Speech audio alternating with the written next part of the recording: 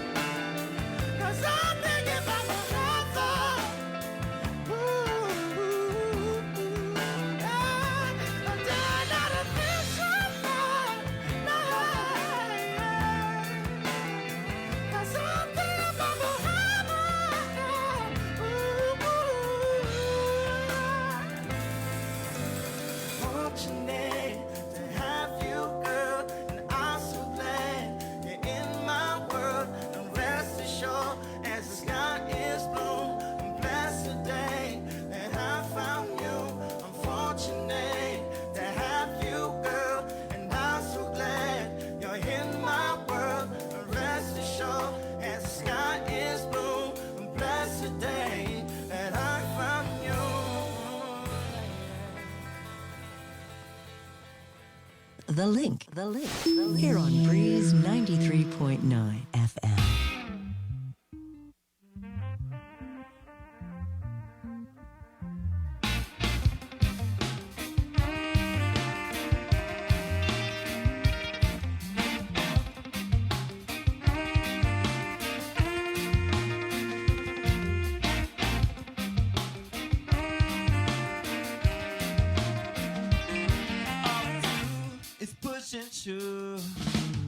Dress up and play the part and call it love. The curtain rises, everyone's eyes is full by our disguises. Flies on your lines and tonight we're reminded that the show must go on. You've clearly won. The audience is on your side. Where she got the girl with no makeup on? She's reciting her lines and in her eyes she can't do no wrong.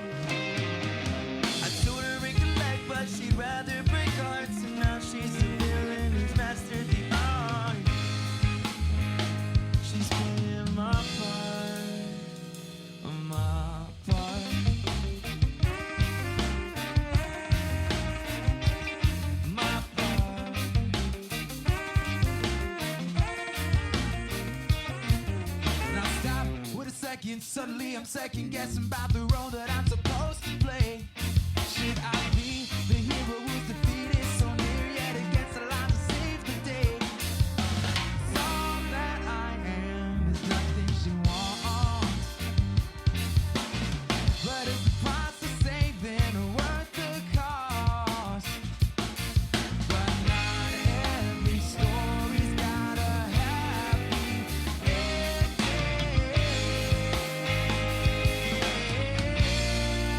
The love I had is dead and gone. Where has she gone, the girl with no makeup on? My love, she's reciting her lies and in her eyes she can't do no wrong. She can't do no wrong. I told her recollect, but she'd rather break hearts. And now she's a villain who's mastered the art. Oh, she's playing my part, my part.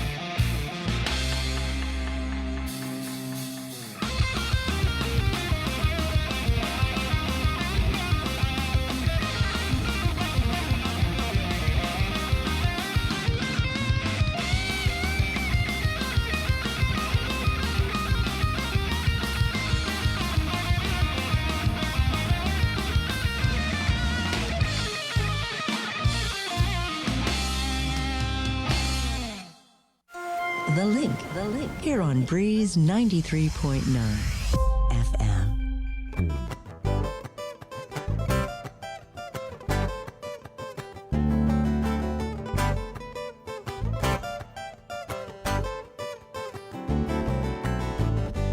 Hey, where did we go? Days the rain came down in a hollow, playing a new game, laughing and running, whoa, oh, oh, sleeping and jumping. When the misty morning comes, whoa, I'm talking to you, brown-eyed girl. You're my brown-eyed girl. Whatever happened? Tuesday so slow. Point down the young man, we go. Trance is the radio. Standing in the sunlight libraries, hiding behind the rainbow walls. Slipping and sliding along the waterfall with you, brown-eyed girl. You're my brown-eyed girl.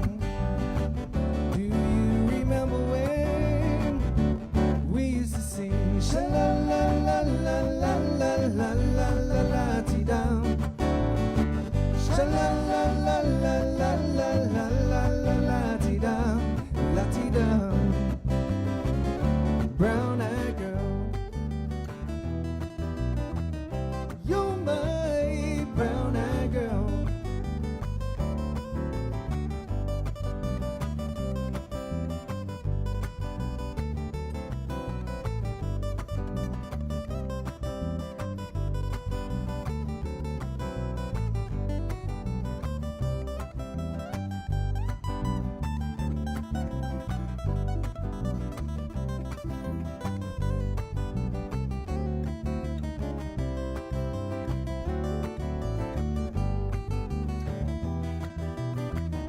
You're my brown-eyed girl.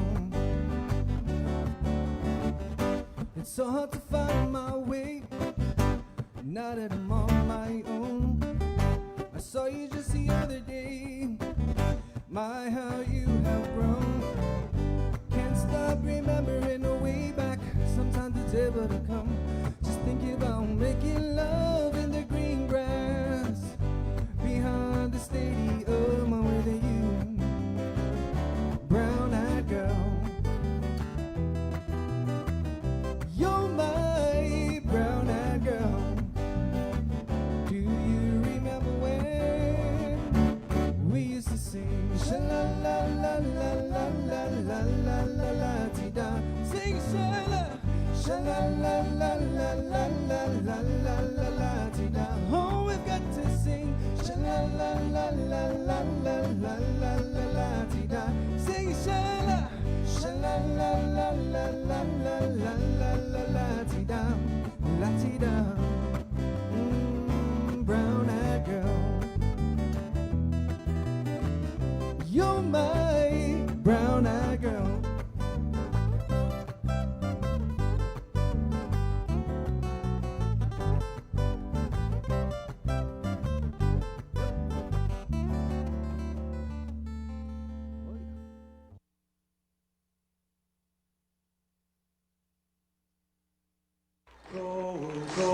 signa uli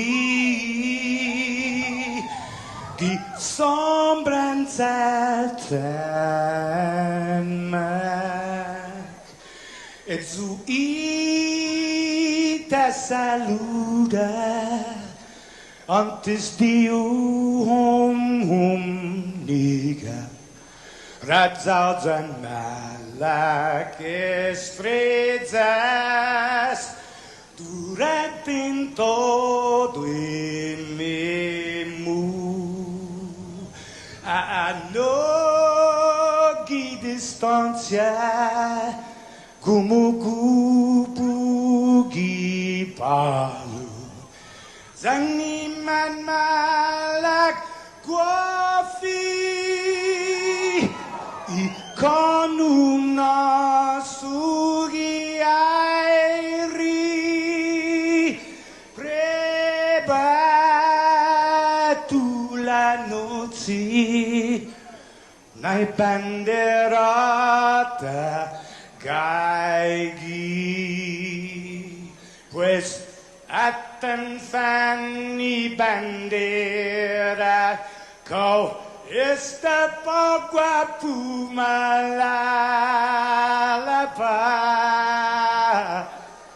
Giluk tanu man libri Sentami ti man ko badi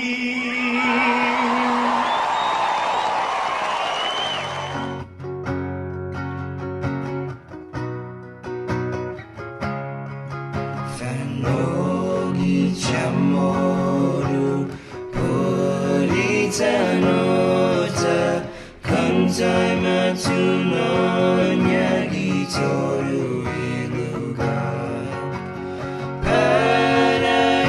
Paraiona Parai gloria Abiba isla sempara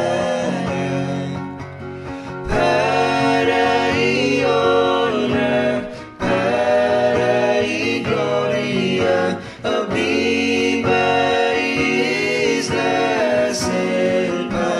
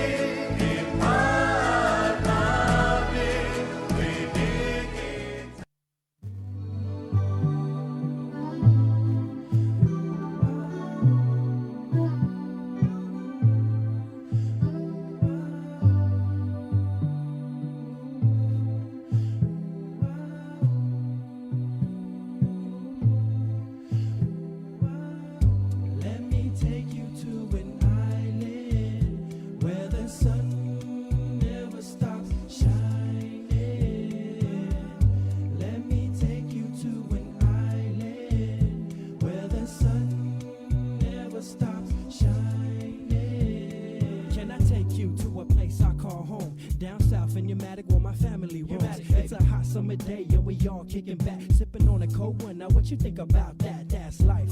Here on this island paradise, yo, I'm going back soon, but I might think twice, cause that city life is way too fast, yo. I'd rather stay and gone because this life is bad. Ass and beaches, surrounded by my nature. No need to worry about these player haters and my culture. I got love for my people, still rapping Guam, staying true to my chat loose. Let me take you to an island where the sun never stops shining. Let me take you to an island where the sun never stops shining. I come representing Guam, USA. Raised on a hill in the Ville by the bay. Y to the O and to the Izzy. Me scooped out on the mic getting busy. Y'all know this pot. Cruising the day, then park the spot after dark in the village. Joint is where you'll find me. Or down in Naval Mag with my nails right beside me. We just chillin', cause that's the way we do. Call the Chelus, tell them we gon' barbecue. The crew rollin' by tonight. We got Slim on the left and YD to the right. Let me take you to an island where the sun never stops shining. Let me take you to an island where the sun never stops shining. I gotta get some brew cause I just got paid. Put up the canopy to get some shade so we could kick back like it was nothing at all. While my primos and my homies playing basketball. The day is going smooth the way I thought it would be. Me and my family by the coconut tree. Relaxed, waiting for the food to be done. My nephew's calling me to play one-on-one. I said, wait boy, I have to make the tanak tack. And once I get finished, I cook the tatagat. So we can chow down like we never did. Call everybody, especially the kids. We're just kicking back in the village. All the kids are playing around with the family. We're just kicking back on the island. Memories we're talking about with just you and me. Oh, yeah.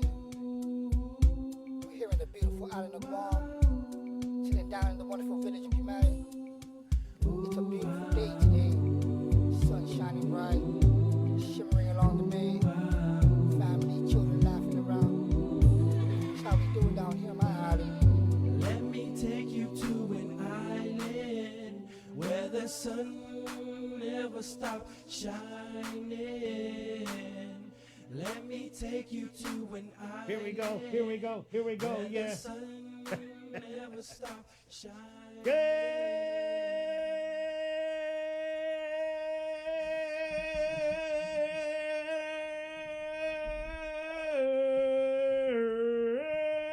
Good morning, Guam. Right on. Hoo-ah. Friday Business. Thank you for that. That was great. Got it, Bree. Good morning, Sabrina. Good morning. Good morning, Hello. and our sincere apologies to our neighbors in Liguan Terrace who are now woken up from a sound sleep. Hey, get woke, guys. There you go. Um, And as Glenn is saying in the comments already, hot girl summer. Yep. Now it's a wet girl summer. I was at the bank yesterday and I ran into this guy. Man, he looked so familiar. And he was like, hey, and he's like, yeah, bro. Me and the wife, we love listening to you. And in the morning when we wake up, she always does that. Good morning, Guam. Right on. Keep it up, girl. 6:21 is Friday. I want to get a trend started on this show. Okay, Jay, let's get a trend started on this show. Okay. You guys are big Instagram guys. Uh-huh. Joe Sir's a TikToker. I'm a Snapchat guy, right? Uh-huh. You have to make a video that says, tell me you're on the link without telling me you're on the link. Oh, wow, one of those. Yeah. Right on. Well, I'll just take a picture of this background. Good morning, Sabrina. Good morning. I'll just take a video of me talking and then you guys eye rolling. Good morning, Sabrina. Sid, good morning. Show her mask, Joe. That's nice. Is that one of those counterfeit ones? I don't want to... No, it's not. Okay, it's legit.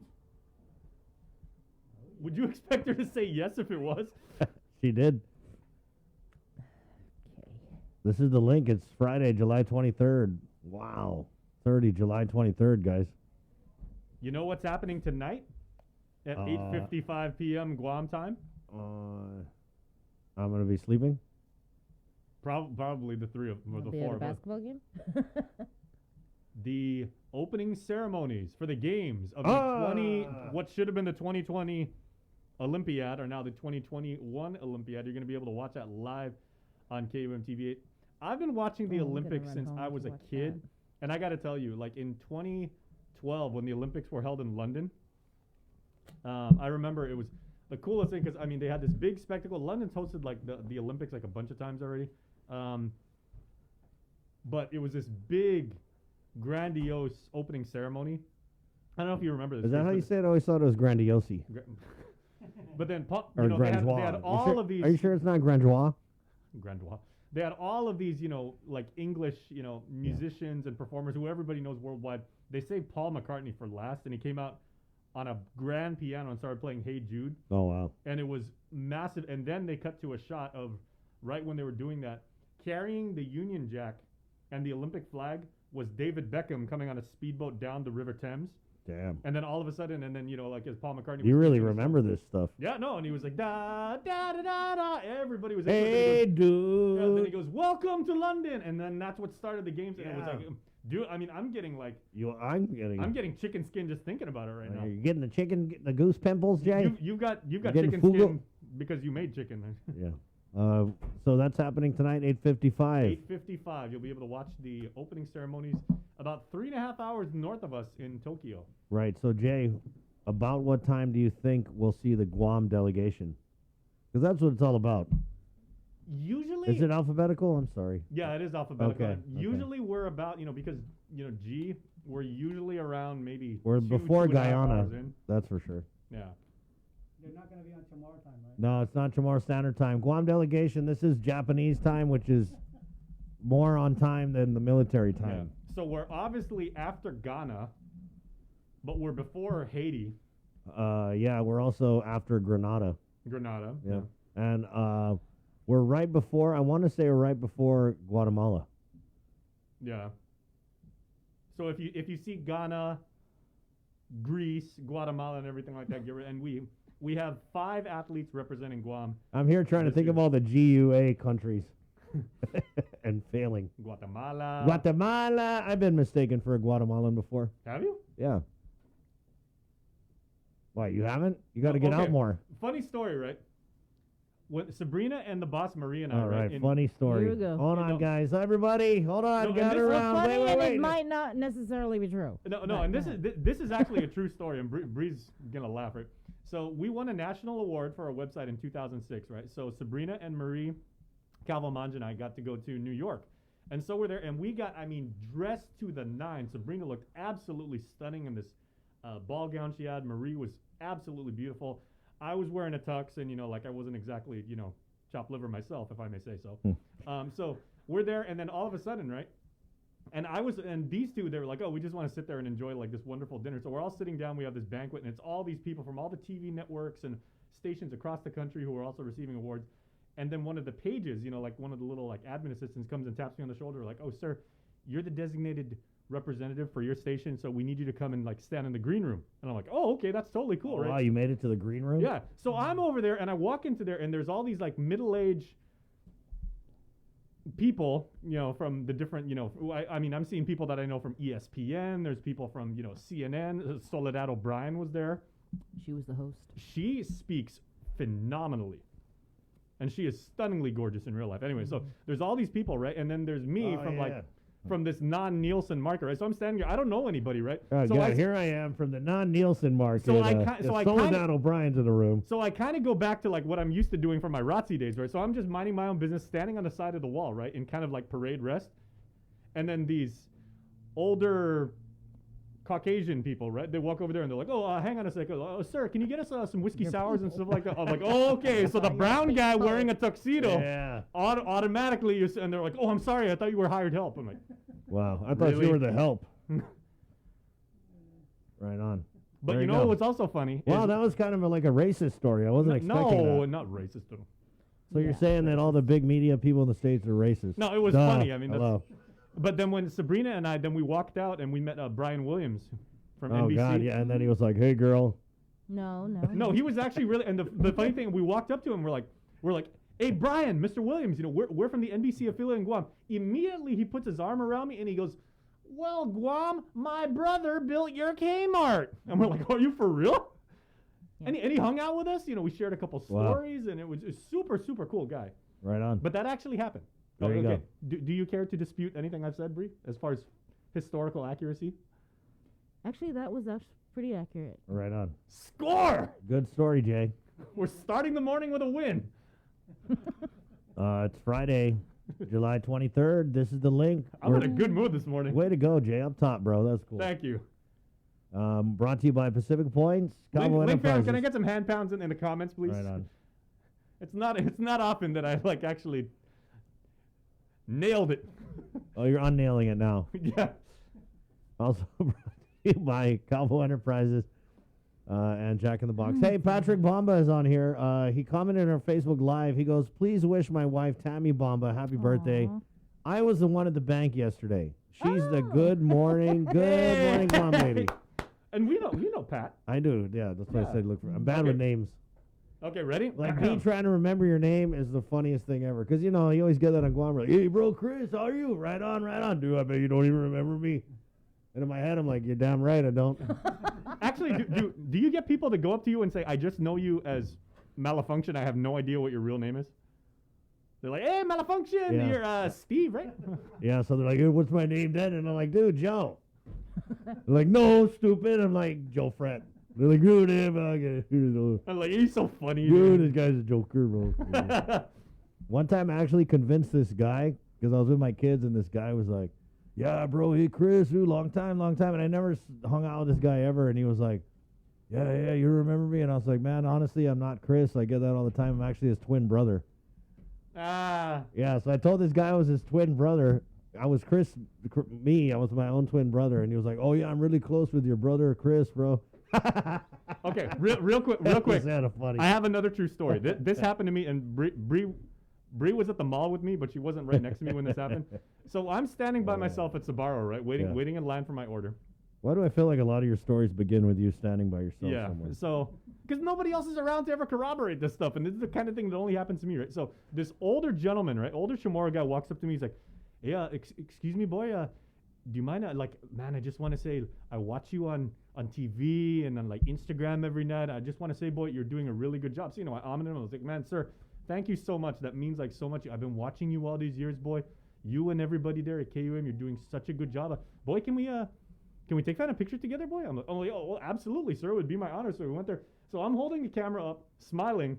I'm like, "Thank you so much." He's like, "Yeah, man, boy, you're making my day right now. I can't wait to get home and tell my grandchildren I saw Sean Gumatao in the mall." I'm like, "Wow."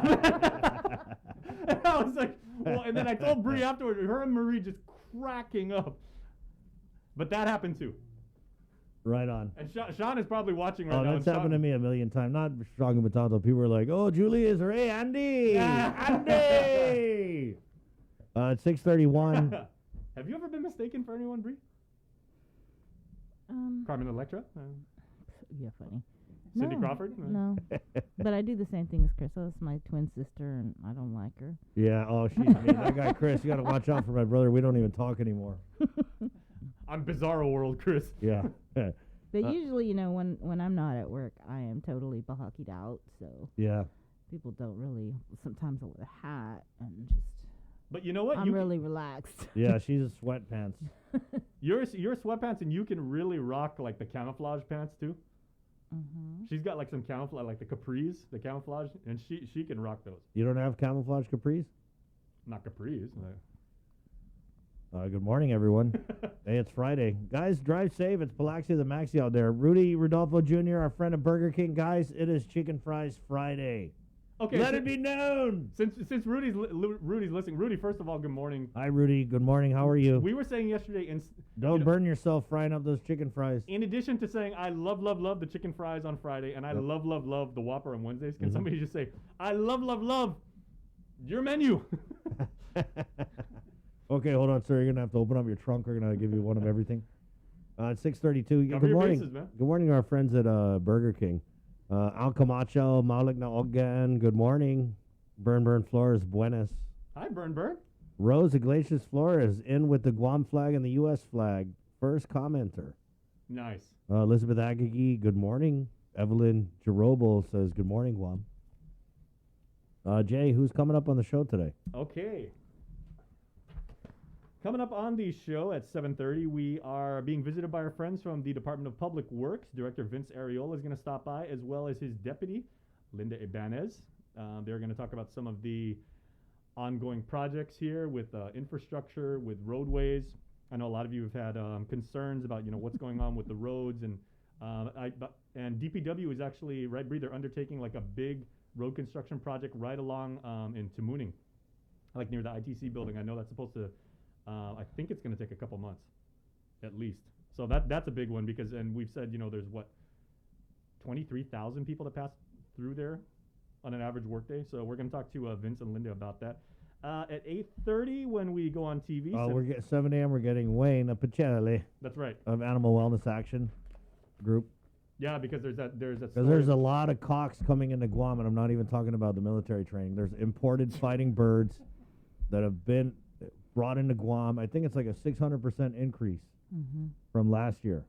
Illegal fighting birds too. Illegal ones, not fighting pigeons, not fighting canaries, fighting chickens.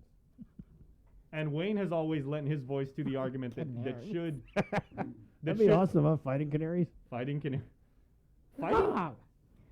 Okay, do you think a koku could throw down if endangered? Like, how well would Guam's official bird, the koku, would it run away? Would it actually stand and bang? I think they're runners. They like run, and then when you get up to them, they run some more. They wear you out. I think the Micronesian. That worked for me in elementary. Just make the bully chase you all over the school, and they're like, oh, never mind, bro. For my money, if I was a wagering man, and I am not, if I would bet them that the Micronesia kingfisher could seriously kick some ass. Right, probably. Or how about those birds that used to attack people at the post office? Remember that, Bree? Nick Gannon, I remember. Yeah, remember that? It was crazy. Wait, like you guys at had Tomorrow birds attack Village, you? you could see them like swoop down. Yeah, people think I'm crazy when you mention that. I don't know. It hasn't I've happened never at all. heard this. No, so there would be these like birds that would hang out at Ganya Post Office in Chamorro Village, and they would just randomly swoop down and like attack people. You don't remember that? No. Yeah. In all my years of living on Guam, I've never been crapped on by a bird except for one time, and that was about 10 years ago. I've been crapped on. Outside Kmart, just like randomly. Never by a bird though. No, I was crapped on in the States. No. By a seagull. I was at Oh. Santa Cruz boardwalk with the ice cream cone, and I went to go eat it. Then I looked away. Then I went to go take another bite, and there was like some kind of topping on my ice cream. Ah. And then I looked on my shoulder, and there's like a big bird poop. And that's from not the sprinkles. Yep, nope, that's not chocolate sprinkles. Did they really sound like they do in Finding Nemo? Yeah, they talk just like Mine, that. mine, mine, mine, That's mine, exactly how mine, they talk. mine, mine. Yep. Mine. 6:35 Facebook Live. Omar Fuentes, good morning from Very Wet Agate. Raven John, good morning, Guam 671. Edwina Rodriguez, good morning, Guam. Bevtest J. Solis, Chalampago, and Hughes. Biba Betness. Burn Flores, still raining down south in Alahan, F. Glen, Lujan. Happy birthday, Aaron Kanata, Janice Morrison, Roy Anthony Kanata, Biba Hot Girl Summer. All right. What else Okay, you got? you know what you guys don't go online and do like the birthdays.com registration. Just tell Glenn. Glenn will make sure that the world knows that it's your birthday. Romeo Bella Marquez. Good morning, KUAM stars. A day. Whoa. Happy to be back and able to listen to you guys once again. Anita Maternity Blas Mikel, Manana Sidzo, Roadrunners in the house. Sean Guvatauto. Hi, my name is Jason Solis. People get confused about he and I all the time. Good morning to the KUAM family from Talafolfu. Romeo Bella, again, awesome story, Jason, on the London Olympics. Got the honor to have a picture at San Francisco Airport with Team USA, Olympic bound for Tokyo. No way. Many of them were on our flight to Narita. Wow, That that's is cool. Oh, thank you for sharing. That's wonderful. And remember, like I said, if you missed it yesterday, one of our Olympians this year, Regine Tugati, she's now Regine Tugati Watson. She got married, so congratulations to her. Graduate of the Naval Academy, of course. She competed in Rio in 2016, and she's a huge track star. She went to JFK. She was like fast as lightning. And then Literally? Probably, because she's insane mercurial speed, right? Wow. But Mercurial. during the This guy's vocabulary. Yeah. during the It's like the Flash, Bree. Because Mercury, the god of speed's the messenger god. or He Hermes had to if you're Roman. take all the gods' mails to each other, so he had to run fast. So anyway, So Regine, her hero is of course Usain Bolt, most decorated track star of all course. time. She got a selfie with him Right. at the opening ceremonies in 2016 in Rio, and I remember I was like, wow. Yep. Hey, good luck to all of our Guam contingent. Yes. Guys, way to go. They've been training hard for this. It's the Olympics, the first one after COVID. We've got Olympians. How do you guys feel? Do you think like we got a chance to win some medals? I think we do because everyone's kind of COVIDed out. Right. We've got Everyone's like, Olympians "Oh, that are competing in swimming, right. in track and field. Well, Regine is like the lone track and field star. We've got a couple people competing in swimming. We have got a judo competitor. Guam's always had a strong showing in judo. Yeah. And that's 4. I'm trying to think. Is it rowing? Is the other one?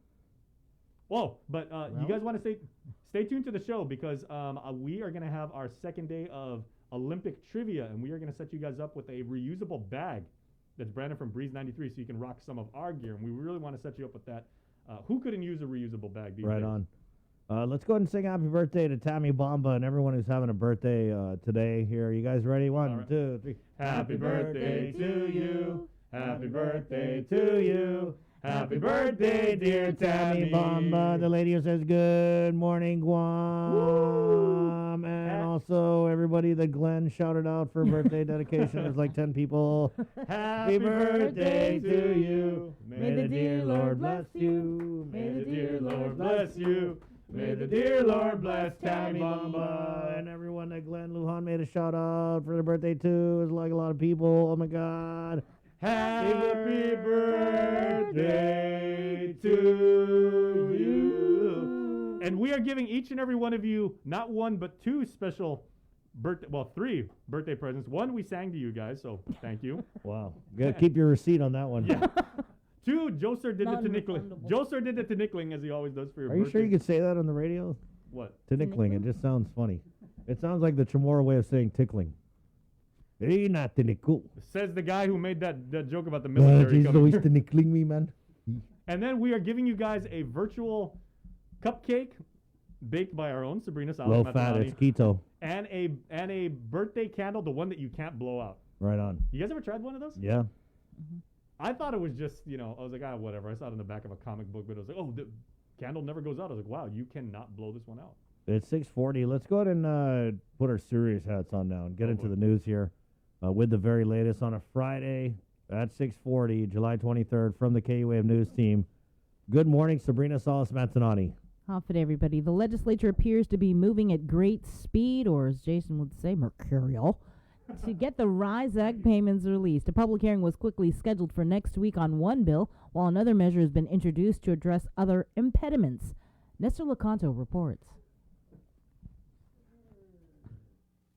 While Senator Jim Moylan's call for a special session was declined because it did not directly address public health or safety, his bill to increase the RISE payments to $1,000 and $2,000 for individuals and couples respectively was placed on the legislative calendar for Wednesday. Moylan said in a release that he can then amend the bill to add a host of other changes he wants to make. Getting this money out is definitely urgent, I think. And so we are going to do everything we can. I'm just saying that we have to use the right mechanisms. Meanwhile, Speaker Therese Terlahi is co-sponsor of another measure to streamline application requirements that, for example, have created long lines at the mayor's offices to get village residency verification. In the interim, we are introducing another bill, Senator Moylan, myself, and Senator San Augustine, to remove those impediments directly. But really, payment of the RISE is up to the governor, and I'm continuing to call on the governor to pay the RISE, to pay that money, to give it out. We are sitting on the money. We're not using it while people are in need. Terlahi suggests bills might be heard during the August legislative session before they deliberate on the budget. We were unanimous in our support of the RISE. We've passed it since December last year. And I think everybody would agree that that needs to go out, and that is within the power of the governor. And so we are definitely in unison calling on her to pay the RISE. Again, the public hearing on Senator Moylan's bill to amend the RISE Act is scheduled for Wednesday morning. He is encouraging those interested to show up and testify. Are fast-tracking the new bill the Speaker mentioned. The measure, which would remove the $30 million cap on rise payments and give Reventex more flexibility in what application documents are needed, was introduced late yesterday. It was immediately referred by the Rules Committee to the Appropriations Committee, chaired by Senator Joe St. Augustine. 6 attorneys have now withdrawn as defense counsel for murder defendant Joyner Scott Sked. Attorney Doug Moylan requested to withdraw because he knew the alleged victim, former Umatic Mayor Daniel Sanchez. Sked and co-defendant Rudy Canata are accused of murdering the former mayor in Canata's home in April of this year. Both face charges of murder as a first-degree felony and aggravated assault as a second-degree felony. Attorney Terrence Timblin is the latest to be appointed. With more news now, here is Isaiah Uggan. This news update is brought to you by Pacific Points. Do more, get more. Hafa good morning, everyone. Guahusi Isaiah Uggan with your headlines here on The Link. 1 week after he was indicted for murder, Troy Ryan Damian was arraigned in the Superior Court of Guam Thursday afternoon. Appearing via teleconference from behind bars, Troy Ryan Damian pleaded not guilty to the murder of 27-year-old Michael Castro. Last Thursday, a Superior Court grand jury returned a true bill. He, along with Nicholas Wayne Moore, were formally charged with aggravated murder, and aggravated assault. During an arraignment hearing on Thursday, his attorney Joseph Rosano waived his client's rights to a speedy trial and requested a jury of 12. According to the indictment, Damian and Moore are accused of using a gun when they allegedly killed Castro on October 30th of 2020. Additionally, detectives have an audio recording from a source of information, which they allege is Damian bragging about how he and Moore killed Castro. Moore has not yet been arraigned to answer to the charges. He is currently on house arrest after his father posted more than a $1 million bail. He was arrested in Florida and extradited back to Guam last month. Damian is being held on $750,000 cash bail. Superior Court Judge Maria Senzon has been assigned to the case. Meanwhile, GPD maintains this case remains an active investigation as the search for Castro's body continues. Reporting for Guam's News Network, I'm Tyler Matanani. A one-time cop and Major League Baseball player is facing gun and drug charges. According to a magistrate complaint, at around 2:10 Thursday morning, 41-year-old John Dwayne Haddock Jr. was allegedly seen carrying a firearm in a Tamuning parking lot. Once on the scene, police saw Haddock with a black shoulder bag. A search of the bag revealed a loaded .45 caliber pistol with an extended magazine, 3 baggies of meth, Xanax pills, and a scale. Court documents say Haddock admitted his firearms license was expired and that he took the gun from a friend who had been arguing with his girlfriend. He was charged with possession of a Schedule II controlled substance, possession of a Scheduled IV controlled substance, possession of a concealed firearm, and possession of a firearm without a firearms ID, all as a third-degree felonies. Guam could see upwards of $10 million in another opioid settlement against several pharmaceutical companies. The money is part of the proposal $26 billion settlement against Johnson & Johnson, Cardinal Health, McKesson, and AmerisourceBergen for their role in contributing to the country's opioid epidemic. According to the Guam Attorney General's office, the settlement will be paid over 18 years, and most of the money must be spent on the treatment and prevention of opioid abuse, co-occurring substance abuse disorders, or mental health conditions. Before leaving for the nation's capital, Governor Lou Leon Guerrero extended the public health emergency another month till August 30th. Her new executive order lifts most of the remaining restrictions, but only after Guam reaches an 80% adult vaccination rate. Masks will still be required in congregate or crowd settings, whether indoor or outdoor, but all other restrictions, including limitations on social gatherings, reduced occupancy of establishments, social distancing requirements, and appointment-only type operations will be lifted effective at 12:01 a.m. on the day after 80% vaccination has been achieved. Also effective August 1st, PUA claimants will have to meet work search requirements, and all schools must comply with effective CDC guidelines and applicable DPHSS guidance memoranda. In other news, Guam remains a potential option for the processing of Afghan evacuees. In a press briefing Thursday, Defense Secretary Lloyd Austin confirmed the first group will be brought to a military base in Virginia, but DoD is also eyeing other overseas locations for the rest. Speaking at the Pentagon, Secretary Austin said the U.S. remains committed to the estimated 50,000 Afghans seeking special immigrant visas. These are friends of the United States who have done exemplary and courageous work. And we take our obligations to them and to their families very seriously.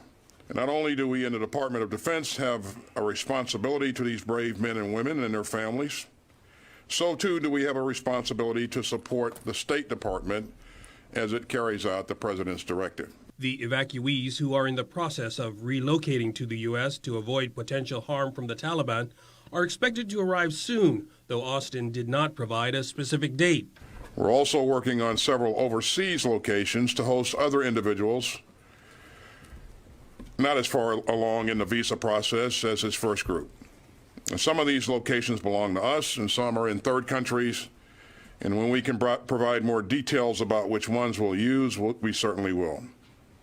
This is a priority for the administration. President Biden ordered the withdrawal of troops by the end of August. I would be remiss if I didn't take the opportunity to honor the American and allied troops who have served bravely over the last 2 decades of war, and those who gave their lives there. We owe them and their families a debt that we can never repay. Secretary Austin also announced plans to visit Singapore, Vietnam, and the Philippines this week, where he said he will carry the message that the U.S. remains a reliable partner. There's been no word if he will stop by Guam along the way. That's it for now. We'll see you tonight for KUAM News Primetime. This news update is brought to you by Pacific Points. Do more, get more. Thanks, Isaiah. 14 people tested positive for COVID out of 707 samples tested on July 20th through the 21st. According to the Joint Information Center, of the new cases, 12 were through contact tracing. To date, there have been a total of 8,486 officially reported cases of COVID, with 143 deaths. 59 cases are active, and there have been 8,500 people who have recovered. Guam's COVID area risk score, the CAR score, is now at 0.1. In addition, the JIC reports that to date a total of 94,715 or 78.9% of adults have received their vaccination fully. Across the U.S., the average daily number of COVID-19 infections is more than tripled in a month. Fueled by the Delta variant, nearly 1 in 3 counties in the U.S. is experiencing a rapid spread of the virus. Skylar Henry reports from the nation's capital. COVID-19's summer surge is tightening its grip. The fourth COVID wave comes as more than 56% of all Americans are at least partially vaccinated. Republican Florida Senator Marco Rubio says more people need to get the shot, but cautions that government can only do so much to make them do it. You know, the government's been telling people for a long time you shouldn't smoke. It causes cancer and heart disease. And people decide to do it. Florida is seeing close to 1 in every 5 new infections in the U.S. Louisiana is also hard hit. Are we about to be a community on fire? I think we already are. Louisiana reported more than 5,000 new COVID infections in one day, the highest number since the winter surge. Hospitalizations there have more than tripled. Only 36% are fully vaccinated in the Bayou State. New Orleans Mayor LaToya Cantrell announced a new advisory strongly recommending people resume wearing masks indoors. So I'm calling on all of our residents who have not been vaccinated, get vaccinated. As local officials around the U.S. start to revisit mask policies. You're sitting here without masks and you want our kids masks. Debate raged over face coverings in Virginia Beach schools. Do your job and take the masks off our kids and stick to education. In Nevada, county officials rejected a proposal to require tourists to wear masks on the Las Vegas Strip. Skylar Henry, CBS News. And with your sports roundup, here's Dave Delgado. Sports Link, brought to you each week by Pure Alkaline Water, Mariana's Irrigation and Landscape. Raquela Aquino and her sister Mia have been wrestling since they were 4 and 5 years old. Raquela is wrestling in the 53-kilogram weight class. Her resume includes competitions in Budapest, Kazakhstan, Tahiti, New Zealand, and Japan. It's a big deal because this is something that I've been dreaming about since I was a little girl. and just be able to finally, accomplish that dream. It means a lot to me and to my club. I'm so happy to be able to validate my club like this, to show that we're on the right track. Raquela and her club are definitely on the right track, as Aquino won a silver medal at the 2021 African and Oceania Wrestling Olympic Qualification Tournament held in Tunisia. Being able to qualify my own, I hope that I can show these younger kids that you can. You just have to put in the work. You have to, dream big and work for it too. I'm sad that my sister didn't qualify, but this win is for her, for me, and for my island, and for my club. The grind never stopped for Raquela as she hit the mats 6 days a week with 2 sessions a day. Her weight class will be a tough one, but she says she'll be bringing her A game. She has medaled in the Oceania Championships, Micro Games, and Asian Indoor Martial Arts Game. This is my first run, so I'm just going to try to do my best to represent my island well, to compete. I always try to represent Guam with pride and to, show our island that we can compete too. And after this, I'm looking to do multiple runs. After defeating wrestlers from Madagascar and Tunisia, Raquela earned her Olympic spot. This is historic for the island as she becomes the first female wrestler to qualify for the Olympic Games on merit. I'd like to just say thank you to my club, Food Ocean Fitness, Food Ocean Wrestling Club, my coaches, my training partners, my mom, and my family. Without them, I wouldn't be where I am today. Regine Tugadi Watson is Guam's lone track and field athlete heading to the Olympic Games. Regine will take to the starting blocks in the 100-meter race, making her second Olympic Games appearance for Team Guam. I'm ecstatic, honestly. I'm super excited, and I'm super blessed and super honored to be chosen to compete in track and field once again for our island. Nothing brings me more joy than to, wear Guam across my chest and to know that, hey, I've trained so hard for so long for this moment, and it makes it even better that I get to be home for a little bit for that. I have all the resources I have at home. Just the support all around has been huge. Very thankful for everything and very excited and happy with the way things turned out. Tugadi Watson graduated from the United States Naval Academy in 2020. She had to get creative with her workouts on the ship, working hard to get where she is now. GTFA President Derek Mendel says Regine has been the standard bearer of excellence for track and field on Guam in recent years. Creativity was the name of the game for many reasons, one of it being COVID. We had to find out how to get the work in and how to put in the work with the limited resources we have. And then other than that, other than COVID being an issue or a restricting factor, working out on a ship too. I'm very thankful that my coach, he's my husband and he's also in the Navy, he's very aware with the resources we have. So, I had a full gym and I was very fortunate to have that. Lifting, that's fine. Strength workouts, plyos, that was normal on the ship actually. Regine holds personal bests of 11.92 seconds in the 100 meters, 24.70 seconds in the 200 meters, and 57.89 seconds in the 400 meters. I will run faster than the last time I competed at the Olympics. My goal specifically would just to be run fast, run anywhere between low 12s and sub 12. If I can run a sub 12, I would be ecstatic. I would be more than happy with that. She says she's not bothered by all the restrictions put in place at the games. It's all business when she touches down in Japan and represents for Team Guam. I'm here to run. I'm here to run fast. That's all I care about. In Tokyo, we're restricted from going from Olympic Village to our training venue and back, and then to our competition and straight back to the village. I can come back to Japan whenever I want to. I'm not worried one bit to not have that Olympic experience. I'm there to compete, and I'm all business here. Tugadi Watson is extremely thankful for the help the GNOC has given her. Without their guidance and constant communication, things would have been a lot difficult. I was in a very, very unique and difficult situation. It was very challenging to work out the logistics, but I could not be more thankful for the support that they had for me and for, not only nominating me and accepting my nomination and letting me go, and giving me this opportunity, but working with me to allow me to get here, get home, and get to the Olympics. They've done so much, and I couldn't be more thankful for that. Joshua Andrew won't have to travel too far for this year's Olympic Games. Andrew attends Ryutsu Keizai University in Itabaki, Japan, on an Olympic scholarship. It's really big. It's way bigger than myself.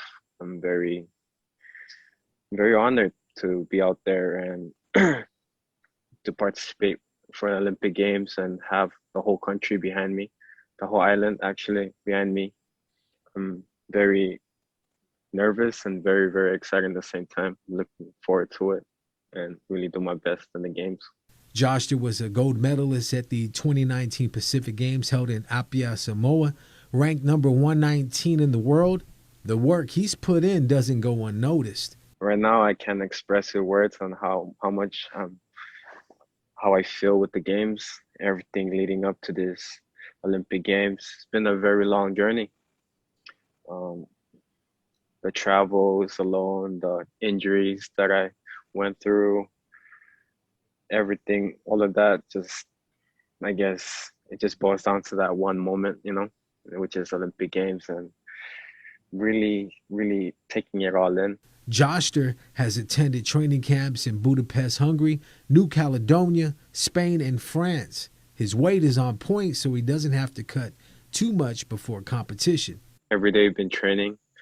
Right now, at the moment, we're not really training as hard, but the quality is still there. It's just because of the Olympic Games is soon, so try to avoid injuries and stuff. But I've been training every morning, 8 in the morning, and also in the afternoon I make some time and train for myself. We're training a lot of randori on the mat, but we also do some dojo training, which is like weights and like the ropes and stuff, and cardio, lots of cardio, but mainly is randori, which is standing judo, and newaza, ground judo. Joster has attended training camps in Budapest, Hungary, New Caledonia, Spain, and France. His weight is on point, so he doesn't have to cut too much before competition. Joster racked up a wealth of experience competing overseas. He's competed in the Oceania Championships, Budapest Grand Prix, Western Australia Open, Osaka Grand Slam, World Championships in Baku, and the Jeju Cup International, to name a few. Joster has had to sacrifice a lot to get to where he is now. The sacrifices, leaving home, it was a lot. Something I had to really adapt to.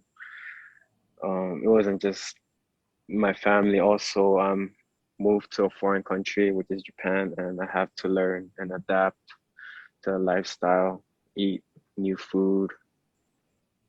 It was hard, not gonna lie, but to me, it really pays off. Every hardship along the way was worth it.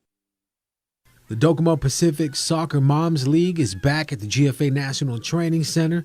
After being away from the game for over a year, the players are happy to be back on the pitch.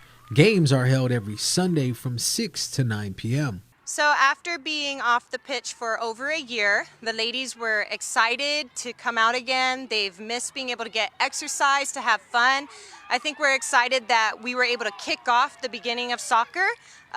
We've been a team and we always like to accept new members, so we have a mix of old and new all coming together, working together to get out here, have some fun, have some exercise, and to remind our kids that we're out here to have fun.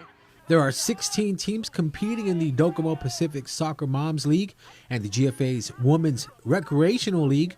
The creation of the league is a success story for the women's program, providing opportunities for women and girls to reap the benefits of playing the sport.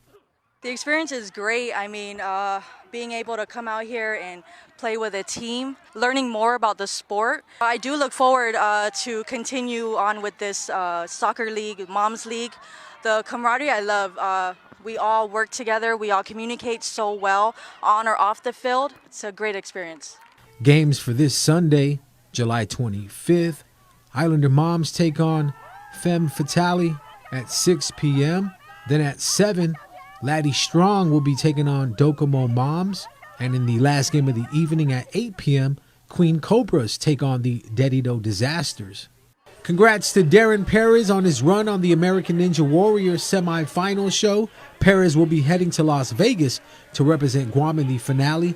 Family and friends gathered at the venue in Agana for a watch party. The episode was shown on KUAM TV 8 Tuesday night. After playing 3 scrimmages in 5 days, players caught up to the Masakata Talent Identification Camp in San Diego are now anxiously waiting for the preliminary roster selection moving into the final weeks before the AFC Women's Asian Cup qualifiers in September.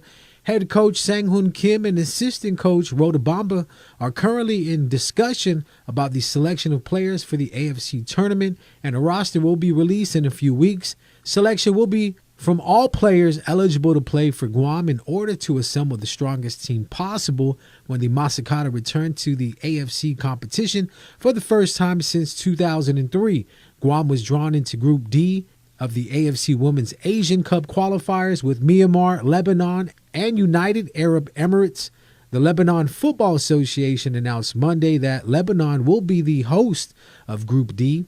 Kim said due to COVID-19, it's been difficult to evaluate potential players since they have not been able to play any matches.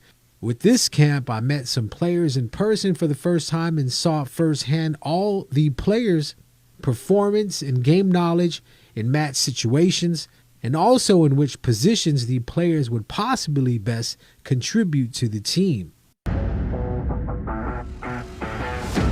Sportsly brought to you each week by Pure Alkaline Water, Mariana's Irrigation and Landscape.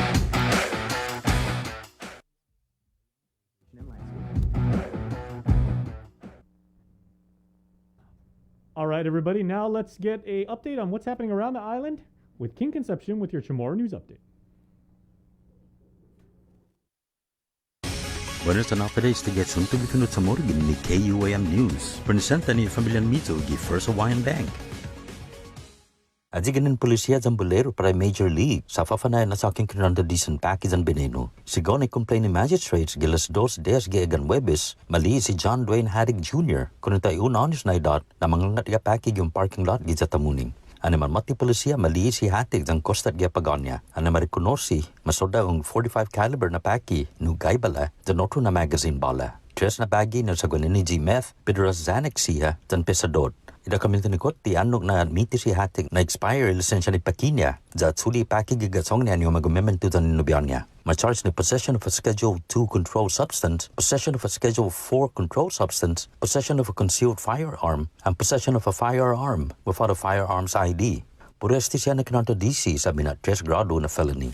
Gimas, antes judingo guan para Washington DC magahaga lulyong guerrero sa extendi a public health emergency para un mes talo hasta ki dia 30 de Agosto. Ginebo na executive order ana suat todo ipumalo na renekto siya. Lokom mga ataka isla 80% na kanabales na binakunan ni populasyon na doubt. Imasa debia di manasabi jangan din na ang kantida masaya sa nizong parisan halom. Like todo pumalo siya na restrictions kung todo yung reglamento jangin mandan niya. Ikwanto siya man halom gitenda padorto siya na lugad. Distansya kontra otro tao siya. Appointment na klase ni nali sa siyempre yung manafansua. Yung minuto pa sa alas 2 gi-egan, mismo dia, jajangin tatakay 80% na kinabalas binakuna. Gimas efektibo gida 1 de Agosto, todo di man klakalma para PUA, patpua, sa debido manaanog naman manispipya tsotso. Kung todo loki eskwela siya, debido maos ginas gayon ni CDC, dyan na reglamento ni Departamentong Salud. Gimas asunto, it's on executive order si President Biden no ahat sa minimum wage para kontratistan federal, esta hulog 15 pesos ki ora, sa esta gagigyuto muna estaw. U.S. Department of Labor sa maisya din notice of proposed rulemaking no na efektibo sa naod din gidyatan tagi Enero para di siya empleo ni industrial maintenance, nursing, exhibition ng kano, dan construction sa siyempre man inafekta. Logi ni gitagwahan ni Presidente ni Contractors Association si James Martinez, ilang na di skill na holanero siya sa esta magagana mas kaya di maproproposo ni 15 pesos di ora na minimum wage. Ilang mas na kulangay manapod at di posisyon administration na tsolso, tagi clerk sa ni bookkeepers. Ang kompanya siya sa David Masen at ni Oran Financial niya para madetermina kwanto dubursin na tsotso sa paray federal dan kwanto para tsotso si bid no tipinat sa no este na executive order. Yung minimum wage para yung kontratistang federal pago sa 10 pesos 95 centimos giora. Mahal sa parado ng kantidad gi 2015 nasakan gi administrasyon Barack Obama. Yuto mo na suntugin ni KUM News para pago na business. 24 na tao ni mangginin otusiya na lugar gi mundo. Sama na fansudidano ng Amerikano gi District Court gi Iwebes. Manggining Cambodia, Iran, Uzbekistan, South Korea, dan Pilipinas. Ni President Biden entry video na mensahe anayas ti sa undangklo na si Diyos maasi no maadzik Amerika para itano niya. Federal Public Defender Gwini si Leilani Lujan sa guisa principal na speaker para este na seremonyo. Asangan historian na nambihan niya dan tatambihun niya no dingo guahan gidurante ni Girandos zaman malago gati giza Palau. Ahaso itay mano sinananya matutati guahan gimit 940 na dekada janin desisyon na iparosididano ng Amerikano no sedi gui parosididano loki ginatunat na manera. Ilagyan natisan magay na tauto ginigit sa guahan matungo na mega masya na tauto manggayas turyan ni Taigwini. Para Guam News Network, Guau Sikin Conception. Yasuto gifinut sa muro sa presenta sa ninafatto ni Familia Mizo gi First Hawaiian Bank. June makes the best malasadas in Hawaii, a fact not lost on Daryl, whose brother Byron is cooking the onaga he caught at his secret fishing spot with his girlfriend Malia, who used to work for the Shave Ice Guy, whose second cousin Vince drives the school bus ridden by Calais, whose auntie makes the best malasadas in Hawaii. Everything here is connected, and with the new First Hawaiian Bank mobile app, you can stay just as connected to your finances, and it all starts with yes. We're on a mission to fill the bus with necessary school supplies and food for our island's children in need. The KUAM Care Force and Salvation Army, along with our partners GTA, Twinkles, Anderson Air Force Base, and Kloppenburg Enterprises, are collecting necessary items including school supplies and food items to help send our community's youngest and most vulnerable members back to school. New backpacks, notebooks, pencils, pens, crayons, and other donations are welcome, as well as food pantry items. Please do your part and give every child a chance to learn, grow, be nourished, and have a wonderful return to school. You may drop off your supplies to our Harmon Studios weekdays between 9 a.m. to 5 p.m. up until Friday, August 6th, or come down to our finale between 10 a.m. to 2 p.m. on Saturday, August 7th, where we'll be attempting to fill the bus with all your donations. Rise up to the challenge, embrace radical generosity, and help us fill the bus for Salvation Army and kids in need. See the complete list of items being accepted on KUAM.com. Catching your favorite events during the Tokyo 2020 Summer Games has never been easier. In addition to the KUAM TV8 broadcast presentations of the July 23rd opening ceremony, the competitions you look most forward to, and the poignant closing ceremony, you can stream the specific events you want to watch through NBCOlympics.com and the NBC Sports app. Visit KUAM's website and click on any of the Tokyo 2020 banner ads and you will be whisked away to all the action. If streaming sports in the Summer Games is on your personal viewing schedule, then look no further than KUAM.com for links to watch the Tokyo 2020 Summer Games.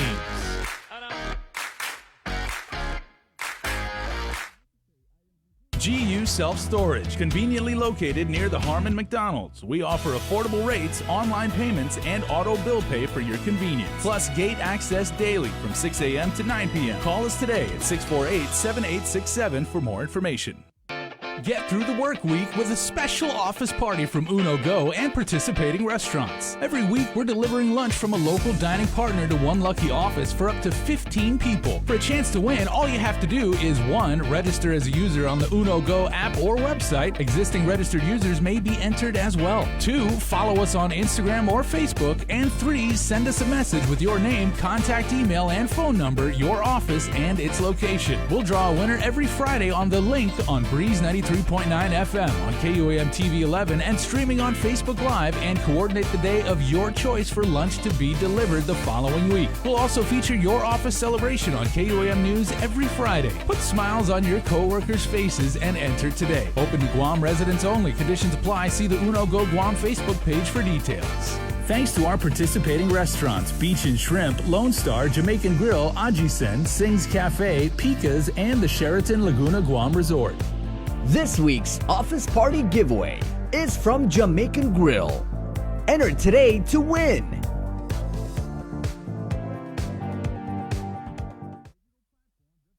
The relationship between Guam and Manila, Philippines is undeniable as we share similar cultural traditions, history, and heritage. With generations of Filipinos calling Guam home, KUAM presents a monthly look at the capital city, featuring in-depth and engaging interviews on everything from medical tourism to new business and government leaders. Veteran newscaster Nestor Lecanto delivers Beyond Our Borders. This special program is brought to you by KFC. Do you feel like you're missing out on something? Make life more rewarding with Pacific Points.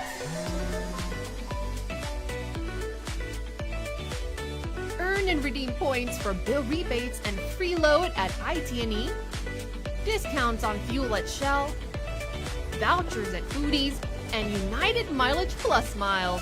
You can even pay with Pacific Points at IT&E, Shell, and Foodies. Pacific Points. Do more, get more. The Culture Club returns to KOAM Digital and KOAM News Weekend Edition, highlighting Guam's young artists, activists, and crafters as they work to protect, preserve, and promote our Chamorro culture. Watch this weekly feature on the digital platforms of KOAM News Weekend Edition, brought to you by Hanum.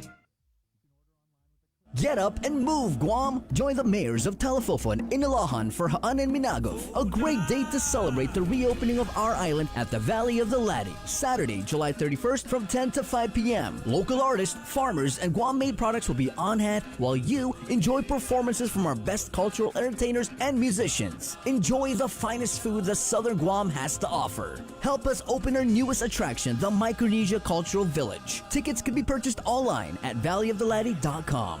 Haan and Minagov is brought to you by the Guam Visitors Bureau, Guam Economic Development Authority, Valley of the Lati, Jungle Riverboat Cruise, Kloppenburg Enterprises, Para Ipribetsu Itautauta, the Guam Brewery, Island Beverage Distributors, and the stations of KUAM. KUAM Digital presents a series highlighting the wide array of talents on our island. Whether they're a standout gamer, extreme athlete, performer, or have a unique skill to show off, we're showcasing them every month on Wow Factor. Brought to you by Mountain Dew. Do the do. Get yourself all caught up with the week's games, scores, and highlights with the KUAM Sports Weekend Roundup on KUAM News Weekend Edition. It's all-inclusive, all the fun and all the action wrapped up in the perfect presentation. Relive the moments on the KUAM Sports Weekend Roundup, brought to you by Gatorade. Greatness starts with G.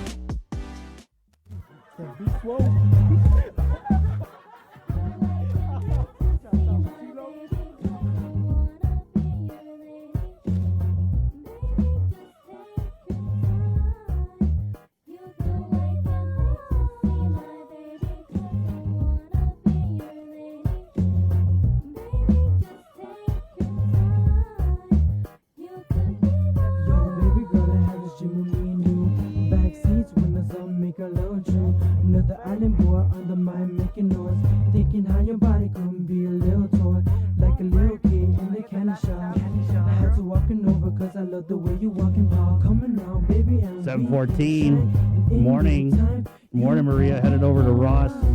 Good luck. And please, everyone, drive safe out there. Because it is. What is it, Jay? What is what? What is it? It's Palaxi to the maxi. That's yes, it, thank dude. You. Say it again, Jay. Palaxi to the maxi. That's so right. You might want to be making some of those traditional Chamorro recipes when it's raining, like chilaquiles, Calagwin. Calagwin. Just be safe out there, please. It's very wet and slippery. Man, I was so pumped for this kickball tournament this weekend, Bree. Right. No, serious, I was. Mm-hmm. You didn't play kickball, Jay? I've played some kickball. Right. With the red ball? Yep. Right?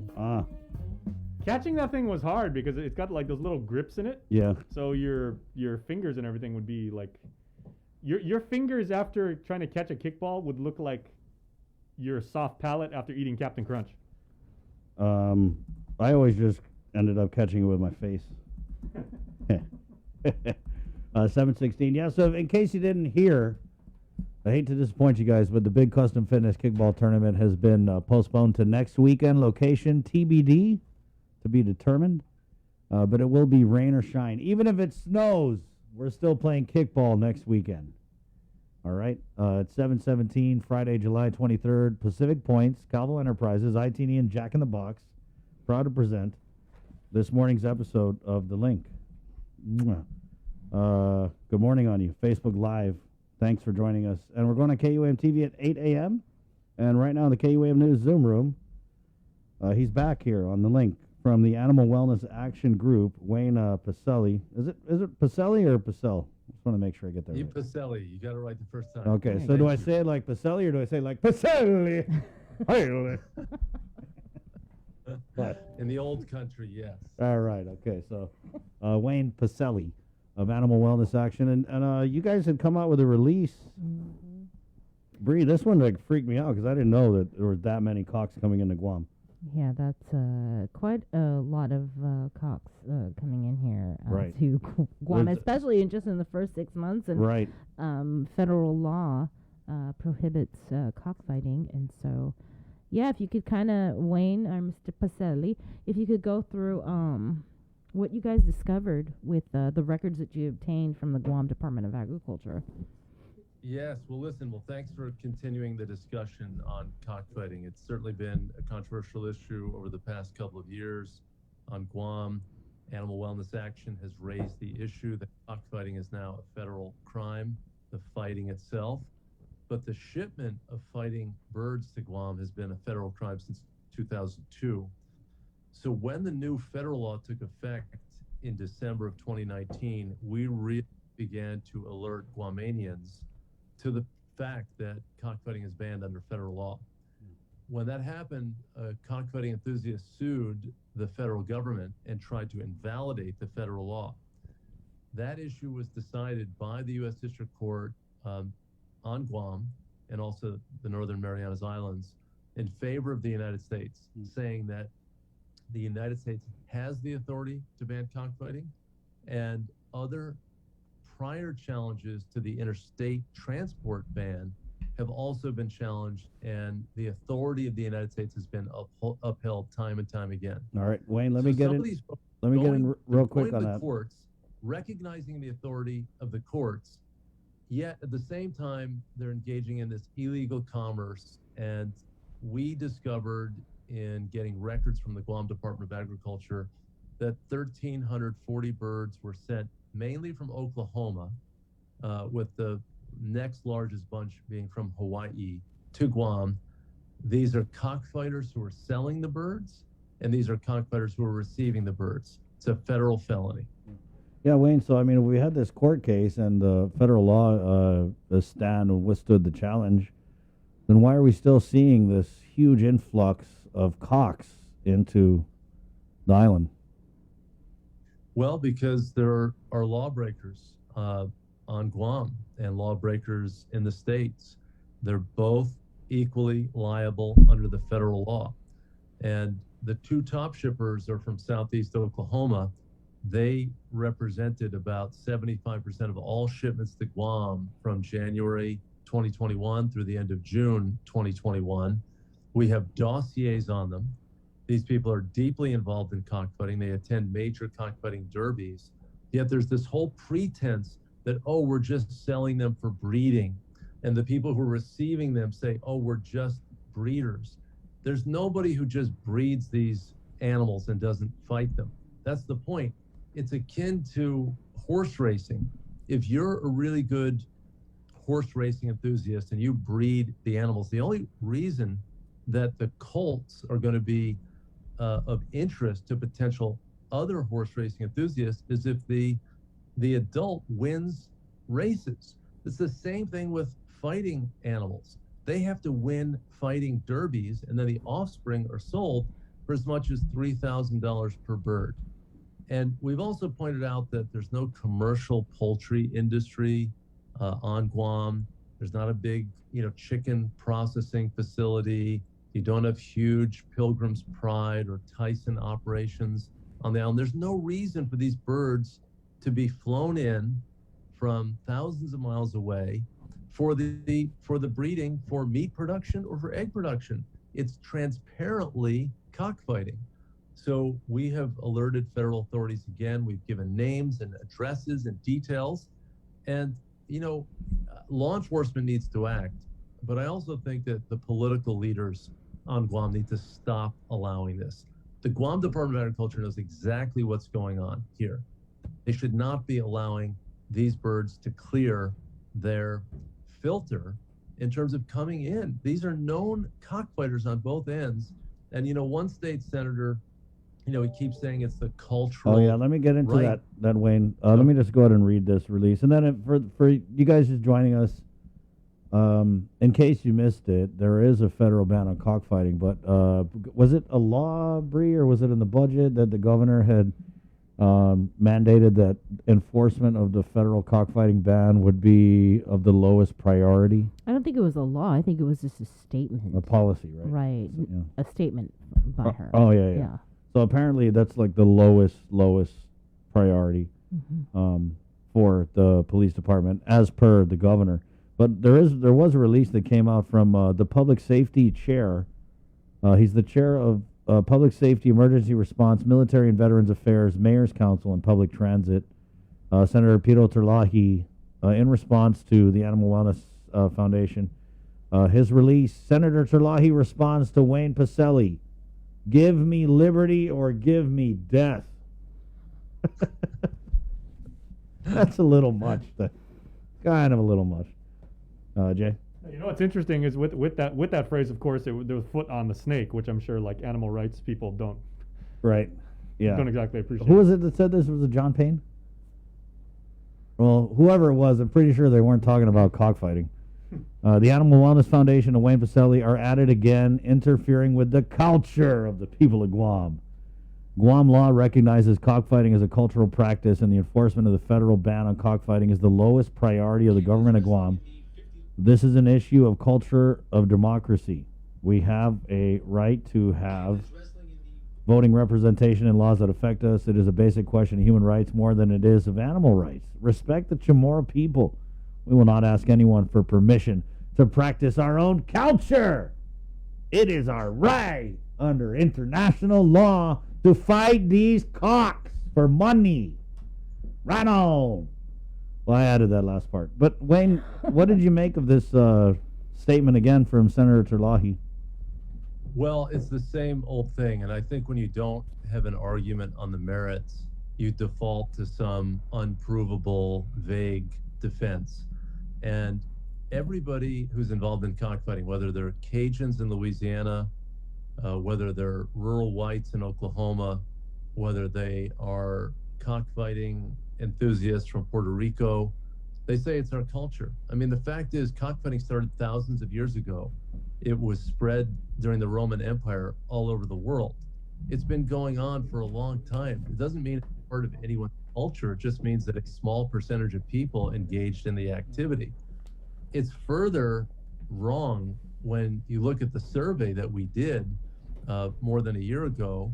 A statistically valid survey of Guamanians showed not only that 3 out of every 4 Guamanians who had an opinion on this issue supported the federal ban on cockfighting, but we looked at the demographic groups and people of Chamorro descent, people of Filipino descent, other Pacific Islanders, all opposed it. There was no subgroup that was for cockfighting and the others were okay. And what about the Filipinos? I mean, it's largely legal in the Philippines, but if you come to the United States and you're of Filipino descent, you abide by the laws of the United States. So I think if the senator, I wish he would focus more on illegal activities that actually do threaten people. And I've been, hearing from some of my friends on Guam that they're concerned about a surge in crime. I understand he leads the committee that looks at public safety. I wish he would focus on stopping that illegal behavior and stop defending this illegal behavior. It's been settled by the courts. Obey the rule of law. He doesn't have to agree, but there are other activities that people want to do that are illegal, but we are a civilization and a nation of laws. And this has been settled. It's a settled matter of law. Oh, mic drop. Oh, yeah. Yep. Hear that? Focus on public safety and the crime. We're getting robbed out here, and you're worried about cocks. Really? But what's next, Wayne? Because I mean, we came out with this release. There's a 600% increase in the shipment of cocks to Guam. And you mentioned that you had brought this again Yeah. to the federal authorities about this illegal activity and illegal shipments. So it kind of makes me wonder, is this even a priority for federal law enforcement? Good question, Bree. You know, it's a great question. And, you know, this whole notion that somehow this has been designated as a low priority enforcement action for local police is kind of beside the point. They're not really charged to enforce the federal law. So that was just kind of a rhetoric point by these local political and territorial officials who are apologists for cockfighting. The reality is this is a responsibility of the federal government. There is a United States attorney who is situated on Guam. The United States is bringing more and more cases on this front. We just did a release about a major Alabama cockfighter, a major global trafficker. His home cockfighting operation was the subject of a federal search warrant. Charges are likely to be brought soon. There are a whole batch of other federal cases. So I just think the people who are doing this are tempting fate to fight these animals that are risking a felony offense. And let me just remind your listeners, every count is up to a $250,000 fine and 5 years in prison. If you have 100 counts because you have 100 animals who are in illegal shipment or in illegal fights, you can multiply that 5 years and 250,000 by that number of counts. So this truly threatens the freedom of people if the federal enforcement authorities act. And obviously, when they're conducting investigations, they don't announce it. It'll just happen to people. They'll get a knock on the door at some point. And I think just we have so many other things we can do to entertain ourselves. Stop staging fights between animals. It's animal cruelty. You've got plenty of other things to entertain yourself without resorting to this sort of barbarism. No further questions, Your Honor. No, I mean, it's just like, it almost seems like every 6 months we would kind of repeat this cycle of you sounding the alarm and Senator Pito crying about the culture, and then... And in the meantime, we're wondering, well, where are the feds? Right.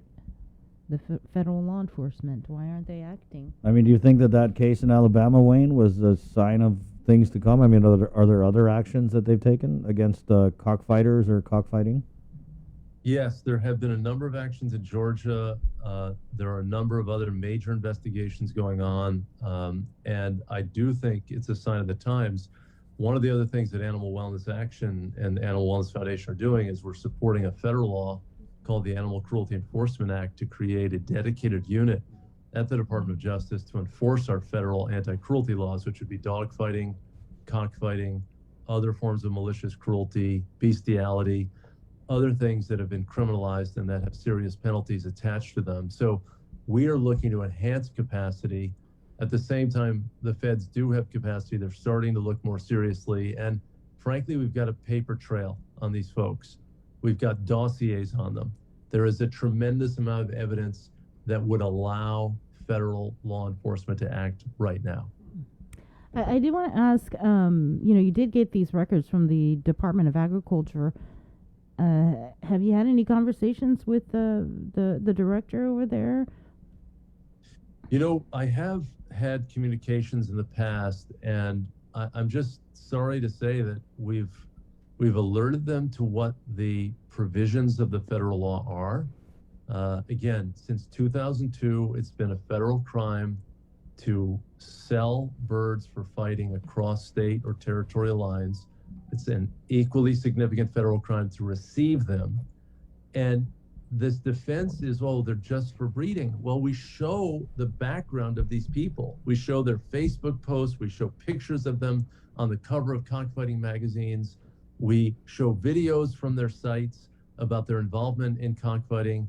A number of them gave extended interviews on a Filipino network, BNTV, which is a cockfighting YouTube channel. and we have information on the receivers also being involved in cockfighting.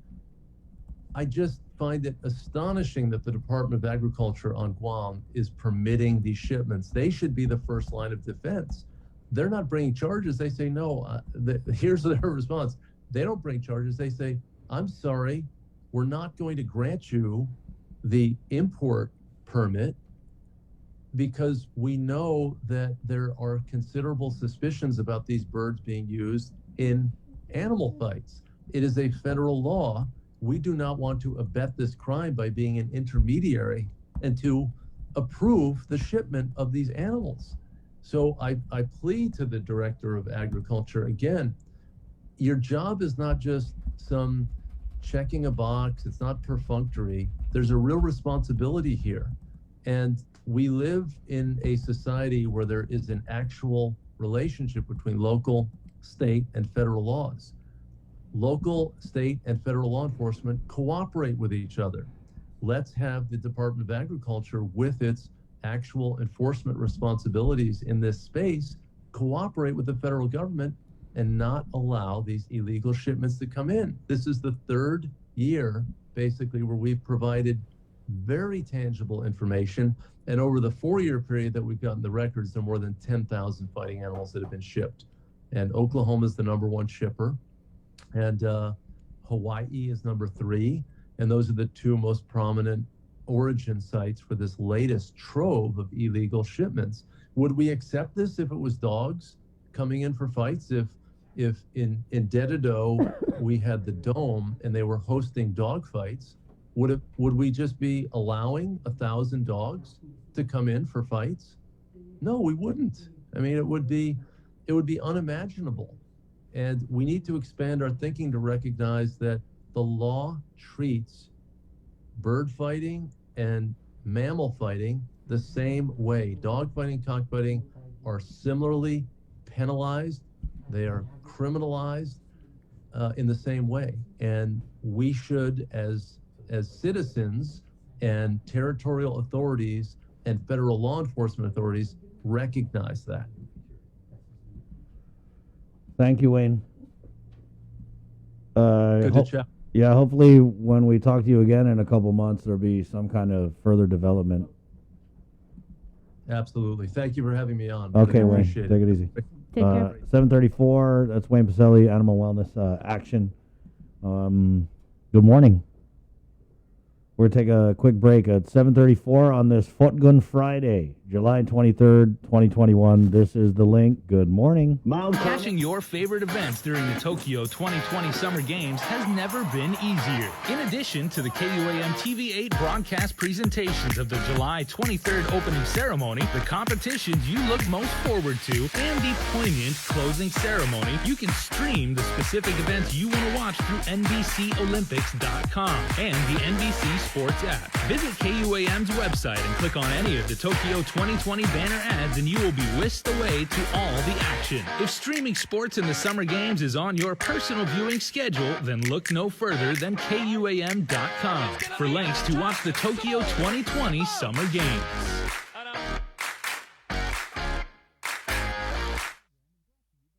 Get through the work week with a special office party from Uno Go and participating restaurants. Every week, we're delivering lunch from a local dining partner to one lucky office for up to 15 people. For a chance to win, all you have to do is 1. Register as a user on the Uno Go app or website. Existing registered users may be entered as well. 2. Follow us on Instagram or Facebook. And 3. Send us a message with your name, contact email, and phone number, your office, and its location. We'll draw a winner every Friday on The Link on Breeze 93.9 FM on KUAM TV 11 and streaming on Facebook Live, and coordinate the day of your choice for lunch to be delivered the following week. We'll also feature your office celebration on KUAM News every Friday. Put smiles on your co-workers' faces and enter today. Open to Guam residents only. Conditions apply. See the Uno Go Guam Facebook page for details. Thanks to our participating restaurants, Beach and Shrimp, Lone Star, Jamaican Grill, Ajisen, Sing's Cafe, Pika's, and the Sheraton Laguna Guam Resort.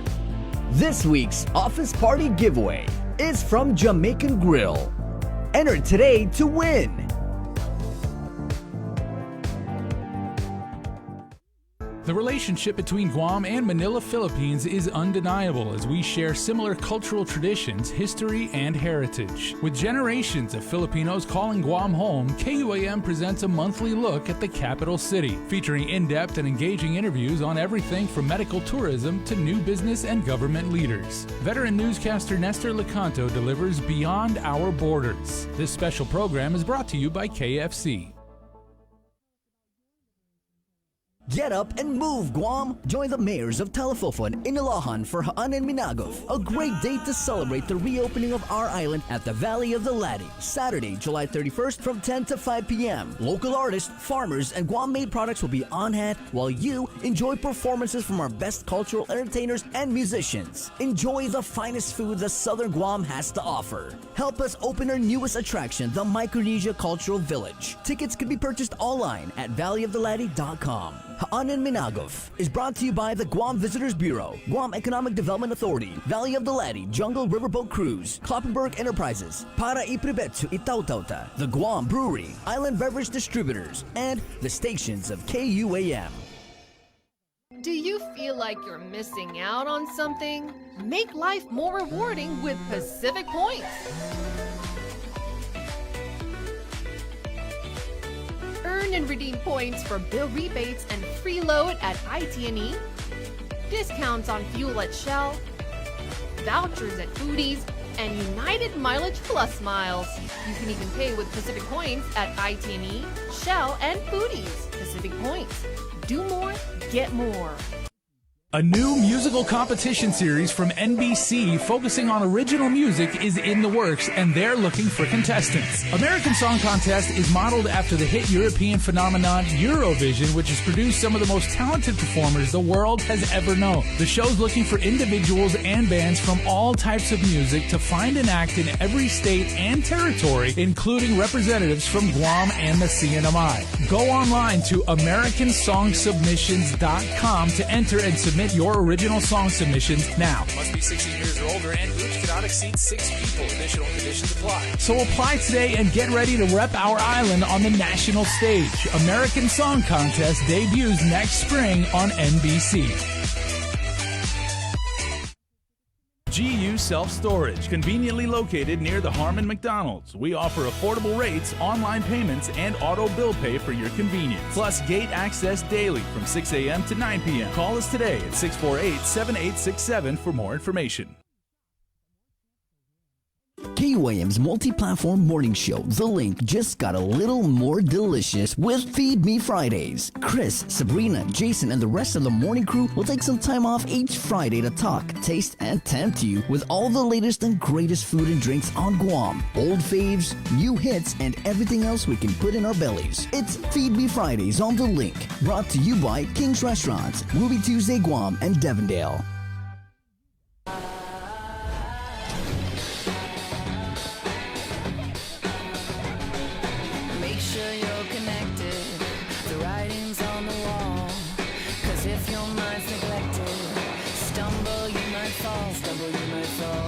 Connection is a human necessity, one we need today more than ever. And with the new First Hawaiian Bank mobile app, you can stay just as connected to your finances. And it all starts with yes. KUAM Communications continues our perpetuation of our Chamorro culture, language, and heritage with features available to our listening and viewing audience, including streaming of Chamorro music 24 hours per day on Isla Digital Radio on KUAM.com and the KUAM News app. Chamorro News Update, weekdays on The Link and the KUAM News YouTube channel. Conversations about life in our Chamorro language podcast, Cuentos Tapoco with Kin Conception. Seasonal specials, shows, and other features highlighting the beauty of our language, culture, and history. It's a new era of our continued commitment to our Chamorro heritage. Isla, watch, listen, stream. Viva Isla! After a year with so many games and events delayed or unplayed, the world is ready for anything and everything in the world of sports. KUAM Communications is ready with more games, more championships, and more specials that are guaranteed to bring out the fan in you. Don't miss a minute of gameplay from NBC on KUAM TV 8 or from CBS on KUAM TV 11. Every month, we'll bring you the action and excitement. Brought to you locally by Michelob Ultra, Superior Light Beer, Marianas Irrigation and Landscape, and Docomo Pacific. Just more great reasons to tune in and turn on so you'll fall in love with TV again with the best from KUAM Communications.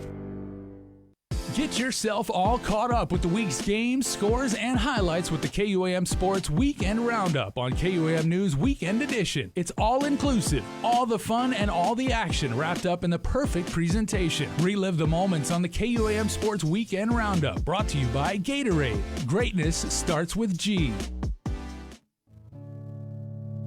He's got a tab upon his shoulder and a name upon his chest. A country that he serves and an island he defends. Has a people that he's proud of and a family that he loves. And he hopes they understand why he does what he does. See, he's a warrior in war that our country fights today. But what they don't understand are the decisions that he's made. And this warrior cries almost every other day. Just knowing what he's done and all the lives he had to take. So would you hear when a warrior cries? Would you know what he has seen through his eyes? Would you All right, welcome back to The Link, everybody. We have got a special surprise, not unexpected because it is Friday, but we, of course, have been telling you guys, treat your office, your group, your coworkers, your colleagues, your teammates, whatever. Your friends. Your friends. F-R-A-N-Z, as we used to do in high school. F-W-E-N-Z. Yeah. So whatever the case may be, whatever organizational unit you belong to, we've been telling you guys to register with Uno Go because they, if you are lucky enough, are going to shuttle lunch for you and 14 of your coworkers this Friday. This week's featured restaurant is, of course, none other than Jamaican Grill. And the envelope, please. So this week's winner is Jonathan Seria. Very nice. May I call you John? Or JC? Congratulations. Yeah, your coworkers are going to call you, hero. The man. Yeah, the man. So Jonathan works at Atkins Kroll Toyota Service Department. Very, very cool. Those guys work really, really hard. They deserve a really good lunch. They do, and they're going to get one courtesy Uno Go and Jamaican Grill. Yeah, so you guys can stay there, working on the cars, replacing the spark plugs, doing the oil changes, diagnosing, making people's cars run better. But Uno Go is going to whisk you guys a outstanding lunch for 15 of you, courtesy of Jamaican Grill. So they're going to bring that to you. They will be in touch with you, John, to let you know how you and your coworkers are going to have an amazing lunch. Thank you for what you guys do for our island economy, and thank you for registering with Uno Go. Remember, we do this each and every week, and we'll let you guys know who next week's featured restaurant is going to be. So congratulations once again to Jonathan Seria, who registered at Uno Go, and he and his coworkers at Atkins Kroll Toyota's Service Department are going to have lunch courtesy of Jamaican Grill. Right Nice. on. Way to go. You can follow them on Instagram, too. Yep. So Uno Go. And remember the 3 rules to get this thing done. If you would like to get a jump on next week's winner or next week's promotion, which we'll announce right here on Friday on The Link, all you got to do is just register as a user if you're not one already on Uno Go's either their mobile app or their website. Follow them on Instagram or Facebook, and then DM them. Let them know all about you. Tell them where you work. Tell them where you're located. And good luck to you. Right on. 7:45. It's Friday. Friday, woohoo! Well, we were waiting for the DPW director Vince Ariola and the deputy Linda to come on at 7:30. So not sure. Maybe they're stuck in traffic. Wouldn't that be ironic? Public Works. But we do have, in the meantime, Jay, at 8:55 tonight. Yes. The opening ceremonies for the Tokyo Olympics.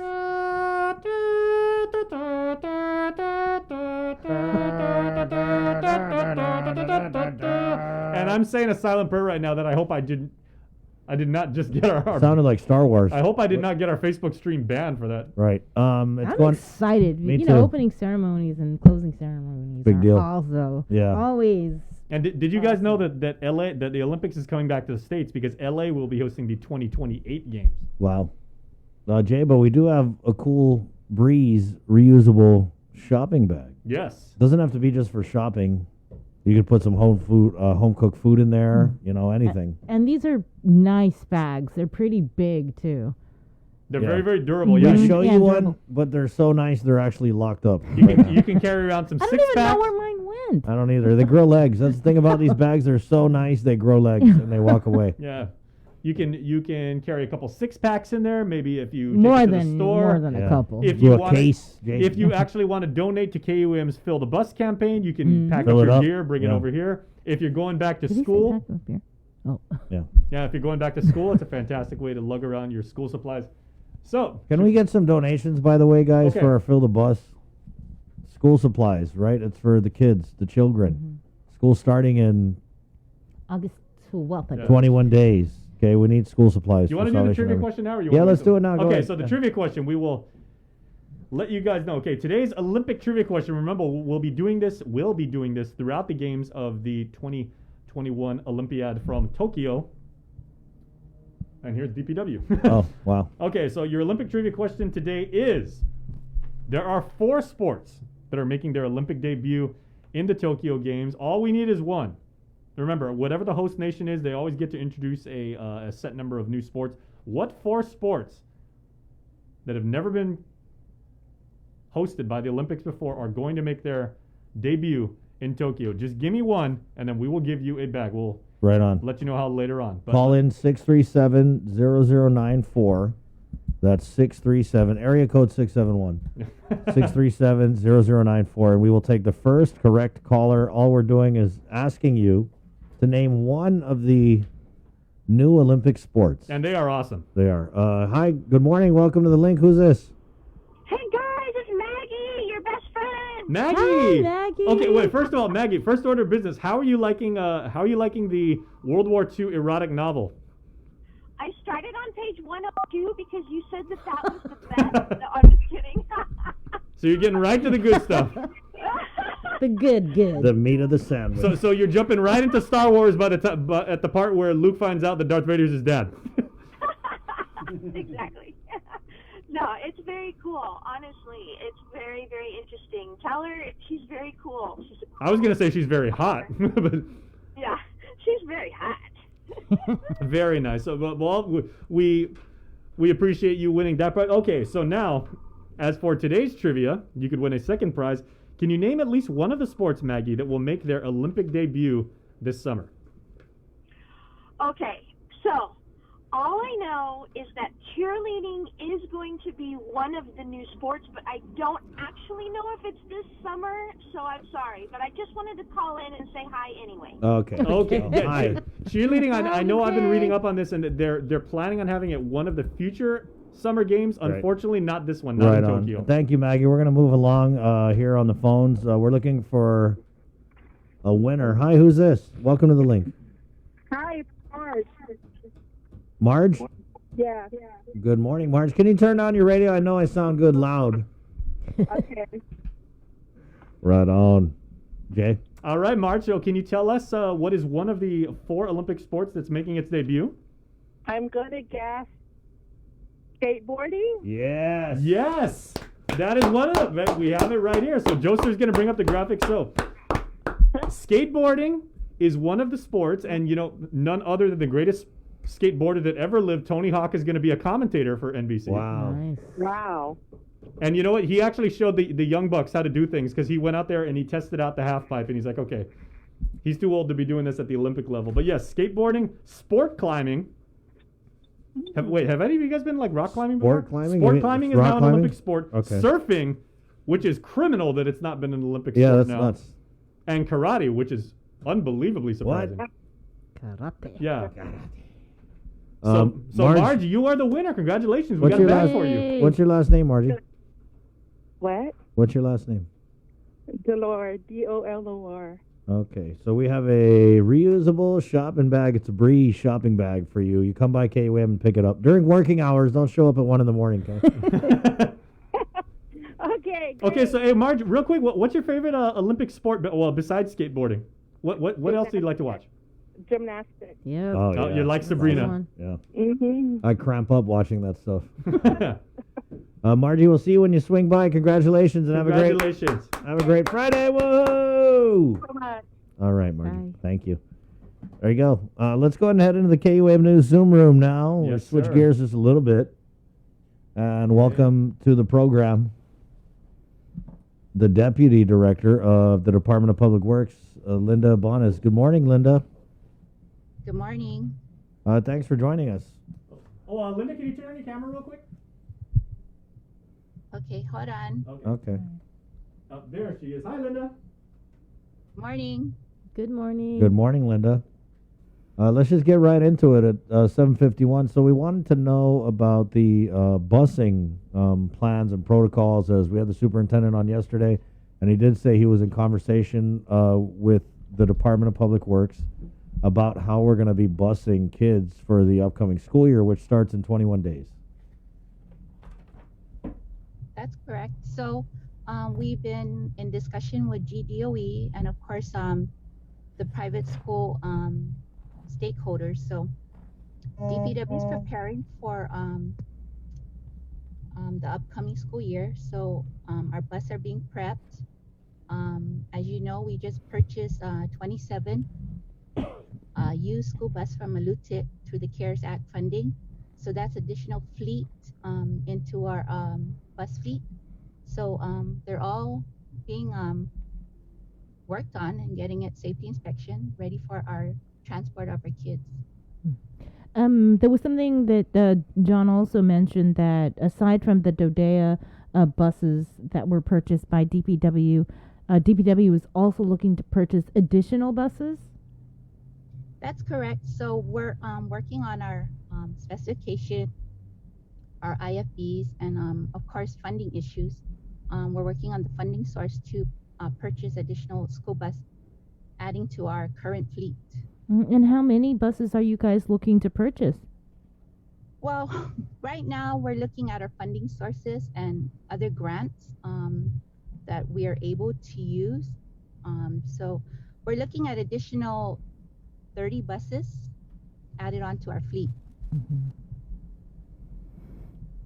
And so what's the current fleet with the 27 from Dodea?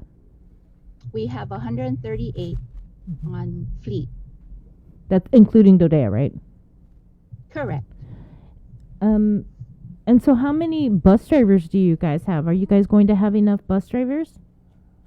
So that's our challenge right now. As you know, we have bus drivers that retired, resigned. So our bus operations, school bus drivers, is a continuous announcement. So we are hiring. We're in the process of hiring. We have additional 5 more bus drivers coming on to our department. And so we are looking, there is a shortage of bus drivers, but we are addressing that as we speak. So currently we have 90 bus drivers that are operating school buses. So is that 90 enough for the start of the school year? Well, we've been operating with that capacity. Yes, it's a shortfall, but it's been our issue with the department. Yes, there is a shortfall, but we are addressing it. But so there's no guarantee, though, that you'll be able to hire that 38 to be able to drive the current fleet, because you guys have the 138 school buses. Yeah, but like I said, we are our routes are 170 routes, right? So the time span for them to pick up and drop, we're able to make it on time due to our bus schedule, and we're working with GDOE on the bus schedule.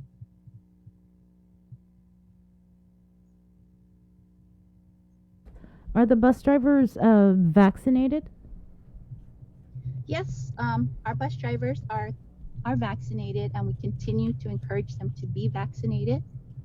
So yes, we have, I believe, 53% of our bus drivers are vaccinated. 53, okay.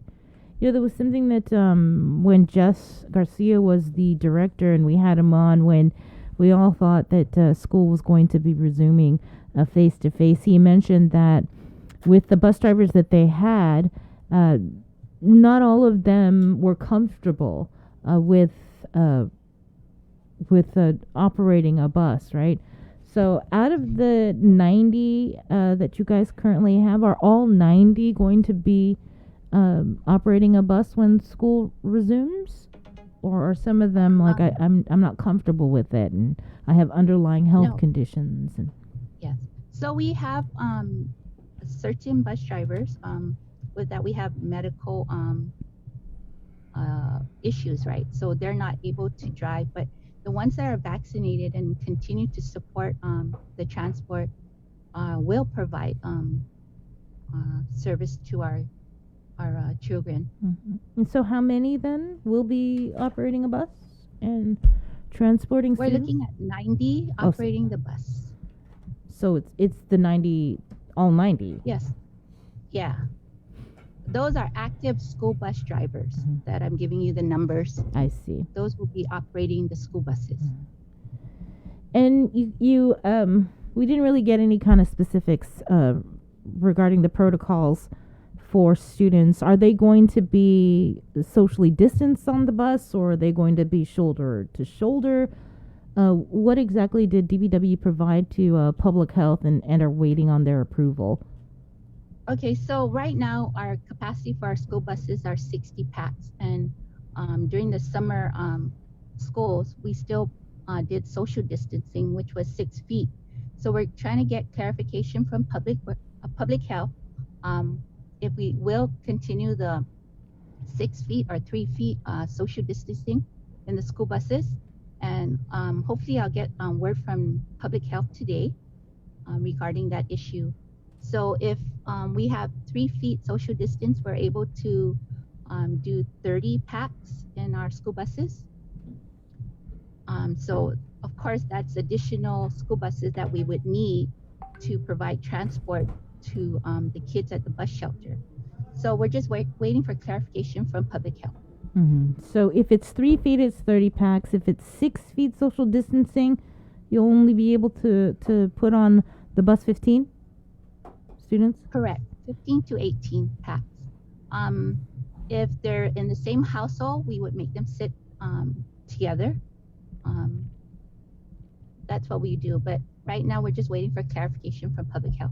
All right, 7:59. I need to break in here because we're going to jump over to KUM TV, where we will continue our interview with the Deputy Director of the Department of Public Health Works. Sorry, Linda Bonas. So that's right now. It's Friday, July 23rd, and again, this is The Link. Good morning.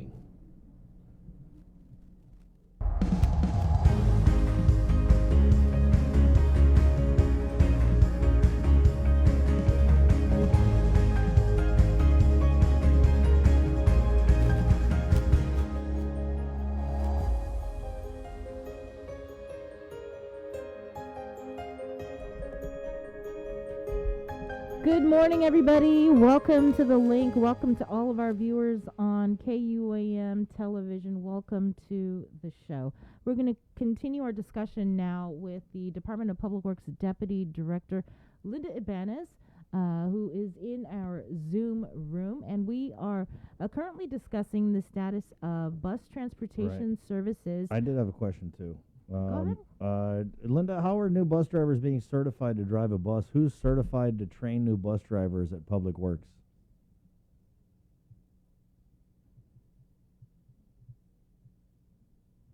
Linda, can you hear us? No, I didn't get that. Sorry. Okay, here we are. How are new bus drivers being certified to drive a bus? Who's certified to train new bus drivers at DPW? Okay, so there is a process, right? They go through all the DOA hiring, the credentials of their license and their experience. So they go through the process. We select them based on their experience and their requirements. So what happens when they come in, we sit them down. The superintendent, acting superintendent, will go over the training manuals, provide insights with the CPR certification, We have training manuals with that. We're currently working with GMH to get our school bus drivers certified. And then we have a course. It's called the Rodeo course. It's a course for driving that goes through with all new bus drivers. So yes, we are working on training them with CPR, other issues with driving and stuff like that. Okay. And just to go back to the protocols, so you guys are expected to find out from public health whether or not you guys are going to have to maintain 3 feet social distancing or 6 feet social distancing. So John Fernandez was kind of touching on the fact that there will be a mask mandate. Is that correct? In place for all the kids that are going on the bus, and the windows, are they going to have to be rolled down for ventilation? Yes, so all the students will be required to put on a mask prior to boarding onto the school buses.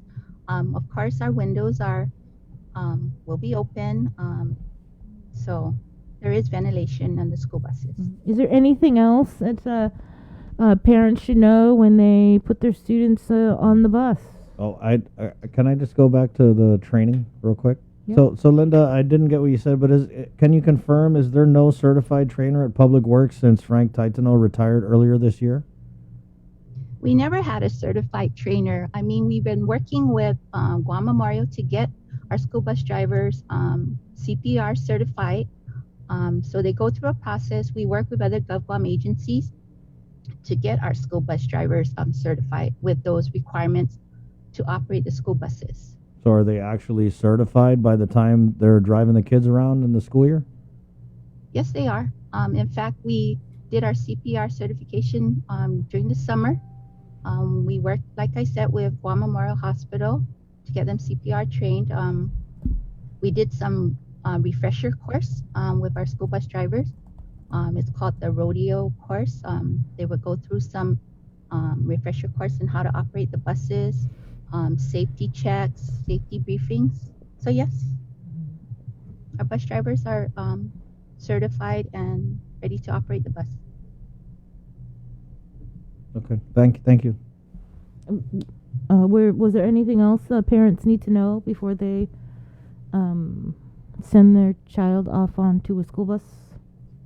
Yeah, so like I said, we've been in discussion with GDOE. They're working with their student population. We ask that parents would keep their kids home if they show any symptoms, flu-like symptoms. Please have them wear a mask, carry hand sanitizers, be ready to board the bus with their mask. Of course, if there was a broken mask or a kid forgot their mask, of course we'll provide that based on the need when we arrive on the bus shelter. Okay. And so bus schedules, when will that be out? Yeah, we're currently working with, like I said, GDOE and the private schools. As you know, private school starts, I believe, on August 2nd. So we should be getting that out by next week. We'll finalize it and send it out. All right, and we do have a caller on the line, I think with a question. Patrick, welcome to the link. Hopefully we'll be able to, okay, so we're going to put that on for Linda. Hi, Patrick, good morning. Did you have a question for Linda? Hello? Hi. Hello? Hi. Hi, good morning. No, was the director here? We're not getting the director, right, Linda? He was supposed to come on. Darn it. So he will not be showing this morning. Well, then I guess we're going to have to address the deputy director, Miss Linda. Hi, Miss Linda. Hi. Morning. Hi. Yeah, I have a question for you, darling, if you don't mind addressing our question. Sure, not a problem. See what I can do. I'm just wondering, under what authority does Karen Sharpris and the director of DPW have on blocking our road out here at 127C Chalamonga and Ordit? And I know you're familiar with the situation because you've spoke to me a couple of times when I came in. So this has been going on since May of 2019, and I have in here at my hand my house numbering system verification, from DPW, and I'm able to get my MERS verification, which matches my house numbering, along with my my map here, document number 238423. it shows my right of way and so forth. These are all legal documents, and I'm wondering why, like I said, under what authority, do DPW have to do this? And when are you going to open my road? Hello, Miss Linda? Yes, I hear you. Is this Mrs. Proom? This is Miss Prine. Thank you very much, Linda, for remembering me. Yes. So, like I said, we researched your documents, Mrs. Proom, and we're working with land management, and so I believe you're addressing it.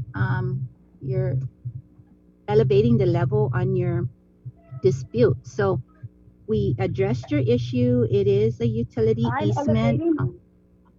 I'm elevating the dispute. You need to people. You need to start trying to hide this government corruption and quit lying, because these documents are they have been recorded in the court. They're recorded in the court. So if this is, they're right here, plain and simple. Tell me again, Ms. Linda, my documents don't mean nothing. Okay, So, like I said, we addressed your issue. It's still a utility easement. I understand that you're disputing it, but on our level, we addressed the issue with you. I'll tell you what's on your level. I already came into your office in December of 2019. My whole family and my children came in because this is an issue. So we sat down with the director, Ariola, and his secretary, Janet, was there. He looked at our maps, he looked at our documents, and he even said it straight out. As long as there's a fire pole, it's an easement. So what do you got to say now, Miss Linda? And we're, like I said, if you look, I have a map right here that goes along with my house summary system, because I'm going to get the mailman to drop the mail to my house, so he wants to know, of course, do I legally have a road, because this is a federal, issue too. You tell me I'm not on the grid again, but there's a road and there's a map right here from you guys, DPW. So don't be trying to do all of this number. I want to know what, you guys got to stop hiding behind all this nonsense. The Loop administration is terrible. Okay, I'm sorry, but like I said, we addressed it. Any questions? We found out that during the research, it's the utility easement. It's not a private property. You know what? You need to go by document number. To anybody out there who's listening, I got a document number here. Document number 238423. This place has been here since right after World War II. Now, if you want to go follow this other document number here, they go right ahead, because that one there is going to accumulate all those other nasty maps that's coming out that I never spoke about. I'm not a vindictive person. I just want to. You guys should be terrible. Anyway, so I have a one out, if I may, Miss the link. I'm looking for a lawyer. I'm looking for an aggressive lawyer that's not afraid to stand to the government. And they can call me at 489-7442. Thank you. Ma'am, thank you, ma'am. Thank you. Okay, I don't have any idea what that was about, Linda. Yeah. Sounded like a we're aware easement. of the situation. The easement dispute? It's an easement Yes. dispute, Linda? Yes, correct. It's easement dispute, and we did our research, and we found out it's a utility easement. It's not a private property, based on her claim. So yes, land management's aware, DPW's aware, the AG's is aware. So that's our research. Can we ask about the speed limit research, the speed limit change that's going on? I know that we had there was something that came out, I saw, and then we had the chief of police on, and he said, we're still in the very early stages. So what can you tell us about any effort to raise the speed limit on Guam and where that would take effect at? Yeah, I'm not in that discussion, but I can get back to you guys on that. That's still in works. So I can get the information and get back to you guys. Can you? We'd like, because we get a lot of public works questions, and we had a really good relationship with Jess Garcia previous to this interview, but we know he's no longer with the department, so we would like to get some kind of consistent updates from, you or Vince would be great, Miss Linda. Yeah, that's fine. Okay. I'll provide you the information. Okay. Not a problem. Anything else, Free? No. I'm still trying to digest the phone call. Yeah, the easement dispute. So this sounds like it's a couple years in the making, Miss Linda. Can you kind of give us a little background on if someone does have a dispute about an easement or whether or not it's private property? What's the process? So what it is I guess there's a dispute with the family, right? And so what DPW does is we have rights-of-way staffing. So we work closely with land management to address those issues. And so we look at survey, we look at assessments, we look at the lot numbers, we look at utility easements. So basically we look at the mapping, we look at our GIS, we do site inspections on that. So being that said, with that particular situation, we had addressed every levels that she claims, and we found out it's a utility easement. It's not a private property, and I know she has a map, but sometimes these how do you say it? They subdivide these properties, right? And so the length of it, sometimes they don't realize there's a 20 feet easement, there's a 40-foot easement. So stuff like that we look into, and then we give them their final resolution on it.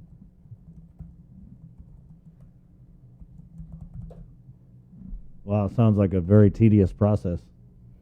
Yes, land issues and rights of ways and encroachments are very tedious work.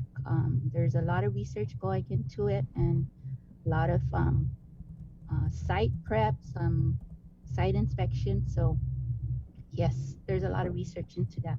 I wanted to ask, since we had you on here, there was something that I think it was Senator Joanne Brown had mentioned. Man, I don't know if it was at a hearing or in session, but it was relative to DPW upper management receiving a lot of overtime during the time that the quarantine facilities were in place.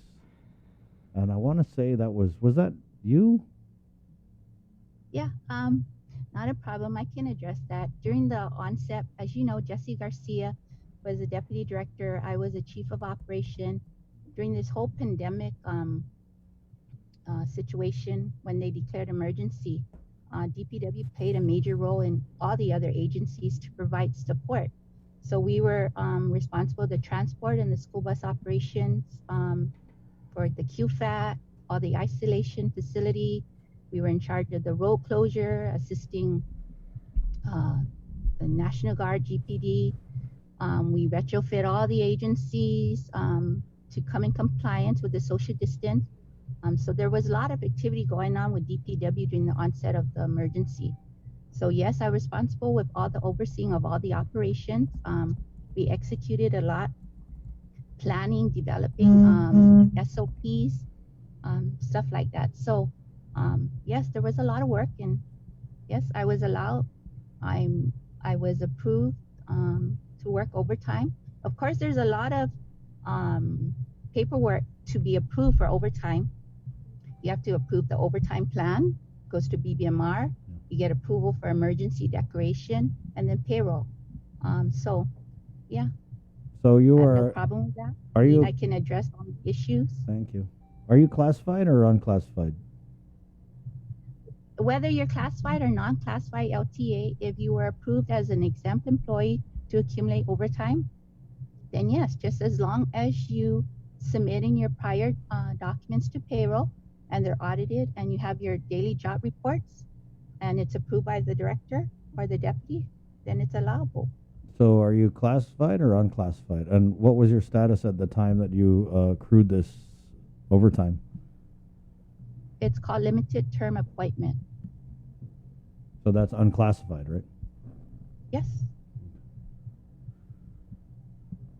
So unclassified employees, political hires can get overtime? I'm sorry, Yes, I'm not if familiar you with it. Yes, if you are, you have to go through the process. Like I said, there was an emergency declaration.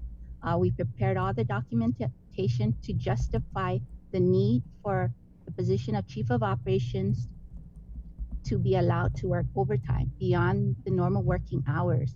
And because this was a unique situation with Department of Public Works, we needed to go out and support the other agencies to plan, procure, and execute based on the emergency requests from other department and other agencies. I mean, this must have been a lot of overtime if it was brought up in the legislature, right? No, not necessarily. Oh. It may seem like it's a lot of overtime based on the position, but no. In fact, It's pretty No, rare, though, not- right, Linda? Because I never really heard of unclassified getting overtime. yes, we have LTAs getting overtime.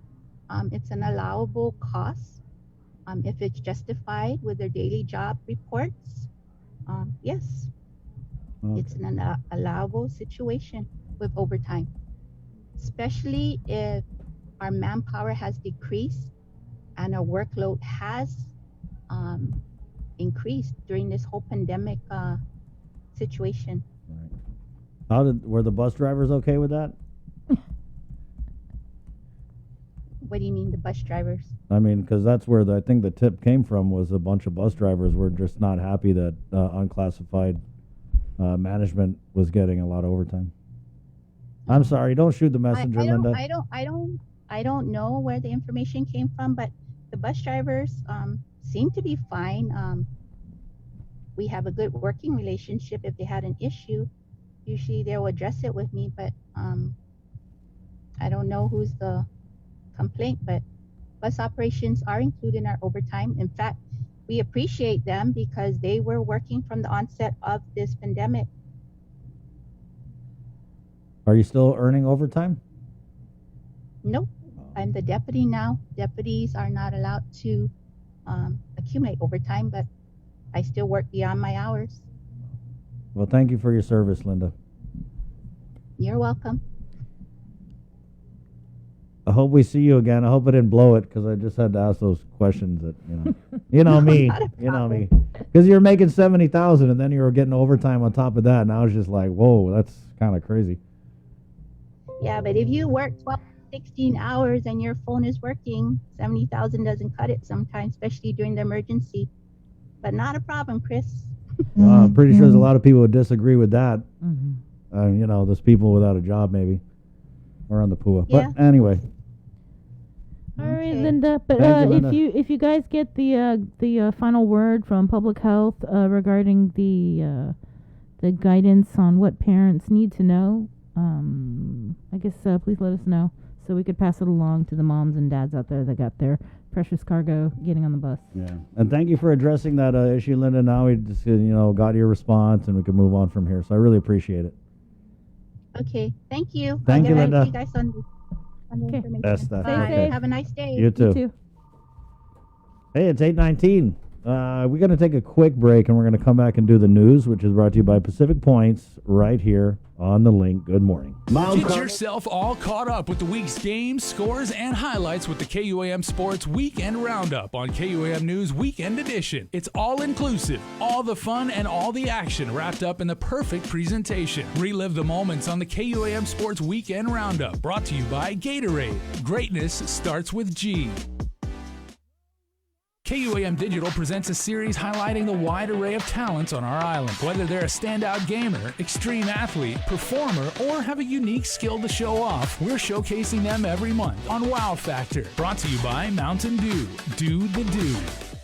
Catching your favorite events during the Tokyo 2020 Summer Games has never been easier. In addition to the KUAM TV8 broadcast presentations of the July 23rd opening ceremony, the competitions you look most forward to, and the poignant closing ceremony, you can stream the specific events you want to watch through NBCOlympics.com and the NBC Sports app. Visit KUAM's website and click on any of the Tokyo 2020 banner ads and you will be whisked away to all the action. If streaming sports in the Summer Games is on your personal viewing schedule, then look no further than KUAM.com for links to watch the Tokyo 2020 Summer Games.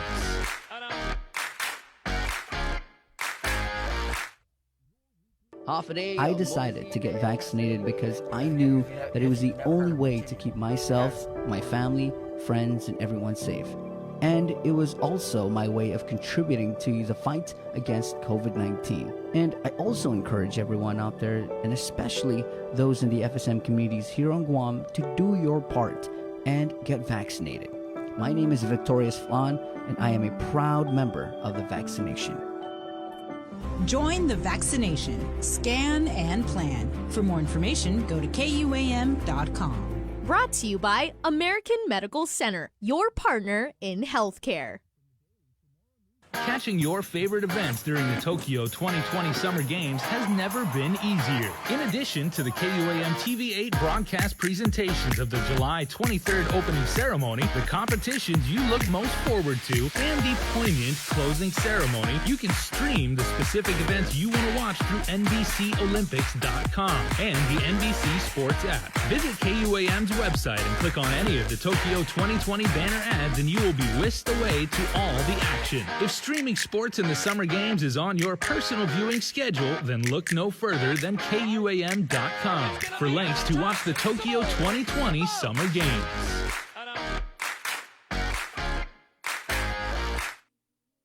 GU Self-Storage, conveniently located near the Harmon McDonald's. We offer affordable rates, online payments, and auto bill pay for your convenience. Plus gate access daily from 6 a.m. to 9 p.m. Call us today at 648-7867 for more information. Trying to find all the words to describe what I'm feeling. By the way, you're beautiful this evening. Baby girl, don't worry about impressing me. The only thing I find impressive is you don't have wings. Cause to me, you're an angelic, supernatural being. So don't worry about a thing, cause tonight's on me. Hey, how about we just hop in my ride? Cruise around till we find a spot that we like. Lay up yo, and get down yeah. and look up at the stars. Yeah.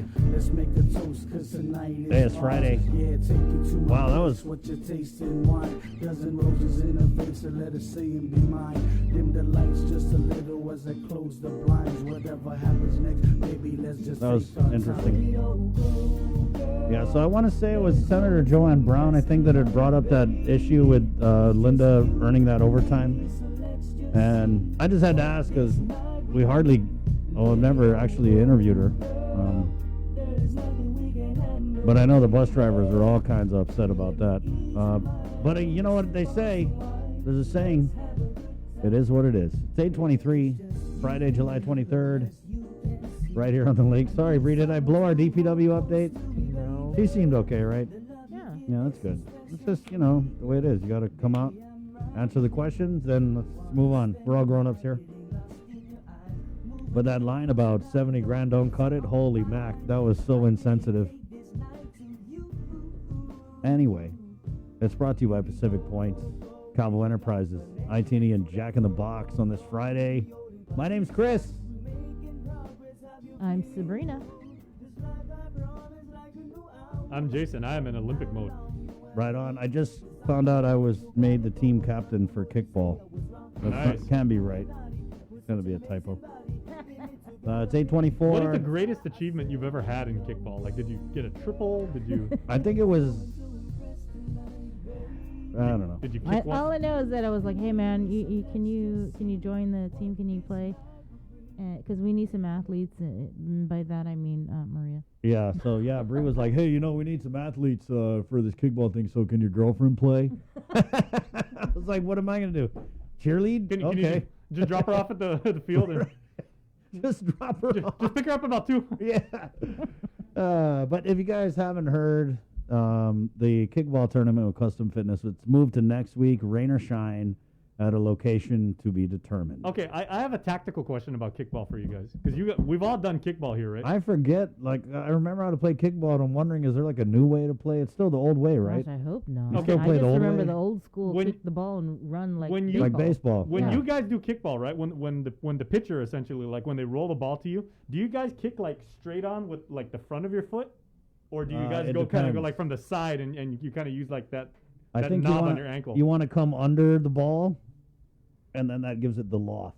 But if Yeah. you have too much loft, then they'll be able to catch it. So you want to Right. like line drive that sucker, make it hurt so that you know. Like, like that. You're like, ah, you just protect yourself. That stinging feeling, right? Right, when you yeah. kick it so hard. Because we've done, remember we did the dodgeball tournaments way back? Oh gosh, yeah. I hate and we had Brant on our team, and And Brant when was Brant was a major league pitcher. I mean, Brant, Brant did pitch for the Milwaukee Brewers for like a hot minute, and then right on the rookie chart, he got upstaged by a gentleman whose name happens to be Gary Sheffield. Oh wow. So that's how Brant got booted off the roster. But but Brant did pitch in the major league, so that guy's got a cannon for an arm. He does. Yeah, and he was on our dodgeball team, but it was. Used to be TV versus radio. Yeah, I hated that. Yep. Radio, a bunch of 115 pounders at the time. So excited for that. It's next weekend, but what I remember of kickball, it's just baseball, but with kicking the ball. Yeah. So hopefully there's no new rules where. We tried softball too. I remember that, and we won one game by forfeit. Forfeit. Oh wow. Yeah, a win's a win, Bree. You know what they say. Exactly. Win or learn. We also did You remember we did basketball? It was the late '90s. I was on the news team, and then we had jerseys, and they were it was fun. They never let me play though. Yeah. Of course. We did play football one year, a couple of years ago, before COVID, against one of the little league teams. That was so much fun. It was flag football. Yeah. And we were close. We almost won. And who could forget the legendary performance of the KUAM All Stars at the touch rugby tournament? That was embarrassing. So embarrassing. It's 8:27. So we have not got a tremendous amount of pedigree when it comes to. We have a lot of fun. Yeah. Spirit. Why don't you guys challenge us on computer programming or something? Right, sir? Why don't you edit a video package games? Come into our area. But one thing we can do really well when it comes to athletics is show the Olympics. And wear the athletic clothes. Yeah. If you can't be an athlete, be an athletic supporter. There you go. Jockstrap. And what time is the opening ceremonies again? 8:55. Not 9 o'clock, not 8:54, not 8:56, 8:55. You are going to hear the Olympic theme. You're going to see the 5 rings that celebrate the original 5 nations that participated way back in Greece. All right. I think we're going to try and bang out the news short version, or what do you want to do? Let's do... Let's do some headlines here, brought to you by Pacific Points with the very latest from the KUAM News team, Sabrina Salas-Mantanani. Good morning, Sabrina. Good morning. Let's just go straight into the news update with Isaiah again. This news update is brought to you by Pacific Points. Do more, get more. Hafa good morning, everyone. Guahusi Isaiah Uggan with your headlines here on The Link. 1 week after he was indicted for murder, Troy Ryan Damian was arraigned in the Superior Court of Guam Thursday afternoon. Appearing via teleconference from behind bars, Troy Ryan Damian pleaded not guilty to the murder of 27-year-old Michael Castro. Last Thursday, a Superior Court grand jury returned a true bill. He, along with Nicholas Wayne Moore, were formally charged with aggravated murder, and aggravated assault. During an arraignment hearing on Thursday, his attorney Joseph Rosano waived his client's rights to a speedy trial and requested a jury of 12. According to the indictment, Damian and Moore are accused of using a gun when they allegedly killed Castro on October 30th of 2020. Additionally, detectives have an audio recording from a source of information, which they allege is Damian bragging about how he and Moore killed Castro. Moore has not yet been arraigned to answer to the charges. He is currently on house arrest after his father posted more than a $1 million bail. He was arrested in Florida and extradited back to Guam last month. Damian is being held on $750,000 cash bail. Superior Court Judge Maria Senzon has been assigned to the case. Meanwhile, GPD maintains this case remains an active investigation as the search for Castro's body continues. Reporting for Guam's News Network, I'm Tyler Matanani. A one-time cop and Major League Baseball player is facing gun and drug charges. According to a magistrate complaint, at around 2:10 Thursday morning, 41-year-old John Dwayne Haddock Jr. was allegedly seen carrying a firearm in a Tamuning parking lot. Once on the scene, police saw Haddock with a black shoulder bag. A search of the bag revealed a loaded .45 caliber pistol with an extended magazine, 3 baggies of meth, Xanax pills, and a scale. Court documents say Haddock admitted his firearms license was expired and that he took the gun from a friend who had been arguing with his girlfriend. He was charged with possession of a Schedule II controlled substance, possession of a Scheduled IV controlled substance, possession of a concealed firearm, and possession of a firearm without a firearms ID, all as a third-degree felonies. Guam could see upwards of $10 million in another opioid settlement against several pharmaceutical companies. The money is part of the proposal $26 billion settlement against Johnson & Johnson, Cardinal Health, McKesson, and AmerisourceBergen for their role in contributing to the country's opioid epidemic. According to the Guam Attorney General's office, the settlement will be paid over 18 years, and most of the money must be spent on the treatment and prevention of opioid abuse, co-occurring substance abuse disorders, or mental health conditions. Before leaving for the nation's capital, Governor Lou Leon Guerrero extended the public health emergency another month till August 30th. Her new executive order lifts most of the remaining restrictions, but only after Guam reaches an 80% adult vaccination rate. Masks will still be required through in congregate or crowd settings, whether indoor or outdoor, but all other restrictions, including limitations on social gatherings, reduced occupancy of establishments, social distancing requirements, and appointment-only type operations will be lifted effective at 12:01 a.m. on the day after 80% vaccination has been achieved. Also effective August 1st, pool claimants will have to meet work search requirements, and all schools must comply with effective CDC guidelines and applicable DPHSS guidance memoranda.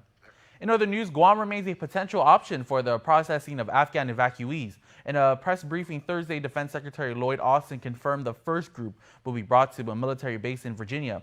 But DoD is also eyeing other overseas locations for the rest.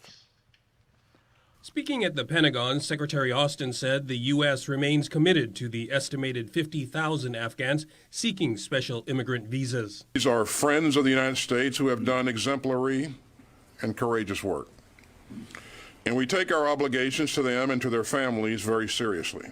And not only do we in the Department of Defense have a responsibility to these brave men and women and their families, so too do we have a responsibility to support the State Department as it carries out the President's directive. The evacuees who are in the process of relocating to the U.S. to avoid potential harm from the Taliban are expected to arrive soon, though Austin did not provide a specific date.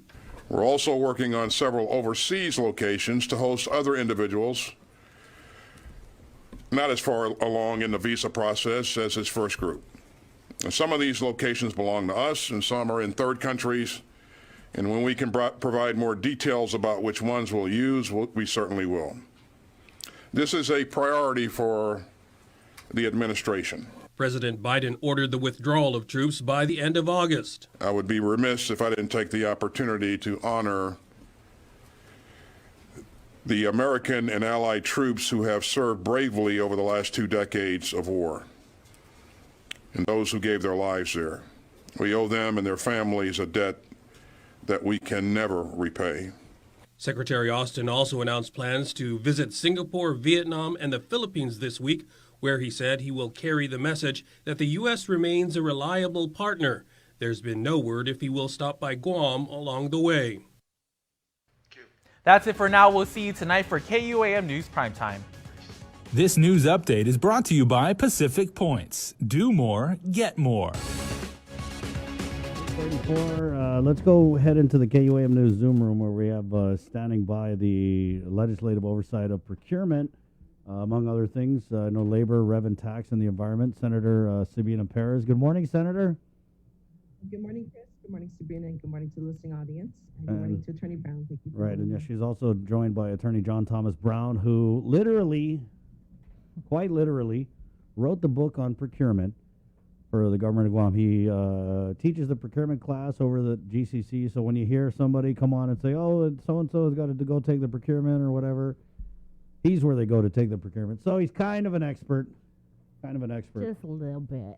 Right. And so, Bree, we brought them on relative to the scathing audit that was released by the Office of the Public Auditor, B.J. Cruz. And I think one of the big takeaways, and this was relative to, they didn't name any names or facilities, but it was pretty much relative to the first round of procurement, air quotes, there of the quarantine facilities, and it involved largely the attempted procurement that was conducted by the former legal counsel and son-in-law of Governor Lou Leon Guerrero, Hai Hyun. And so if you guys recall last year, this was quite a thing. There was an oversight hearing. It was really a real hot-button issue, and there were, some casualties. We saw the resignation of the former chief of staff, Tony Babauta. We also saw Attorney Hyun actually leave the legal counsel post, And so here we are with this audit, $3 million in question quarantine costs. Senator, go ahead. No, I was going to say we also saw that marathon oversight hearing led by Senator Sabina Perez. And like you said, so here we are, Senator. This audit is out. What are your thoughts on it? Yeah, it definitely brings flashbacks of that oversight hearing. Had to go back and review some of those transcripts and documents. What this audit really does, it affirms what was said in the what was found in the oversight hearing, that procurement law was not followed for the first procurement of quarantine and isolation facilities, and that procurement, because procurement law wasn't followed, there were some issues that arose from it, and one of them is the idea of lack of a contract. Payment without a contract.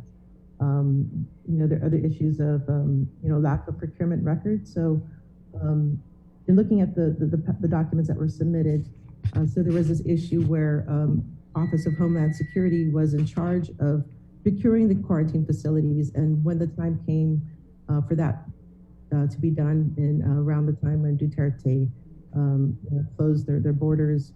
The procurement hadn't been done, and so the Office of the Governor took it upon themselves to proceed without involving the Chief Procurement Officer. And so things kind of really went awry from that point. And so in looking at some of the documents that were sent, there was a lot of backtracking that was done. So the records had to be filled. Somehow they had to be filled, but currently, according to the OPA, the public auditor, they still don't have any proper procurement record to show for any of the transactions that occurred. The other thing that came up was conflict of interest. That was noted in the OPA audit. That is a serious issue. When dealing with government funds, and perhaps there's a potential for gaining any financial benefit. With any kind of contracting with government funding. That is a serious concern for me, especially. And then also incomplete procurement records. Those are so important to ensure that we're following the guidelines, the government guidelines of ensuring that the public trust is ensured in regards to protecting the funds, the government funds. And the other thing was contract issues. So the idea that contracts are being extended beyond what was directed by the governor, according to the audit. It's good to know that things have changed since that point. So now things are going through GSA. Although the governor's office still holds firm that they have the legal right to do emergency purchases outside of procurement law, and also the fact that. I think there's still issues that need to be cleared up as far as procurement record. That's an ongoing problem. And I think a lot of that can be addressed by ensuring that there is the proper personnel are in charge of procurement, for one thing, and that there's enough personnel. I think capacity is such a big issue when it comes to getting these procurements done in a timely fashion. The other issue I think that was brought up in the oversight hearing was the rescinding of roles. And to me, that's a huge problem, because there wasn't any delineation of which rules were being rescinded and the impacts of that. So obviously procurement law was one of them, but were there other ones that were rescinded? And again, that all ties to how the government's money is being used. That is a serious concern and issue.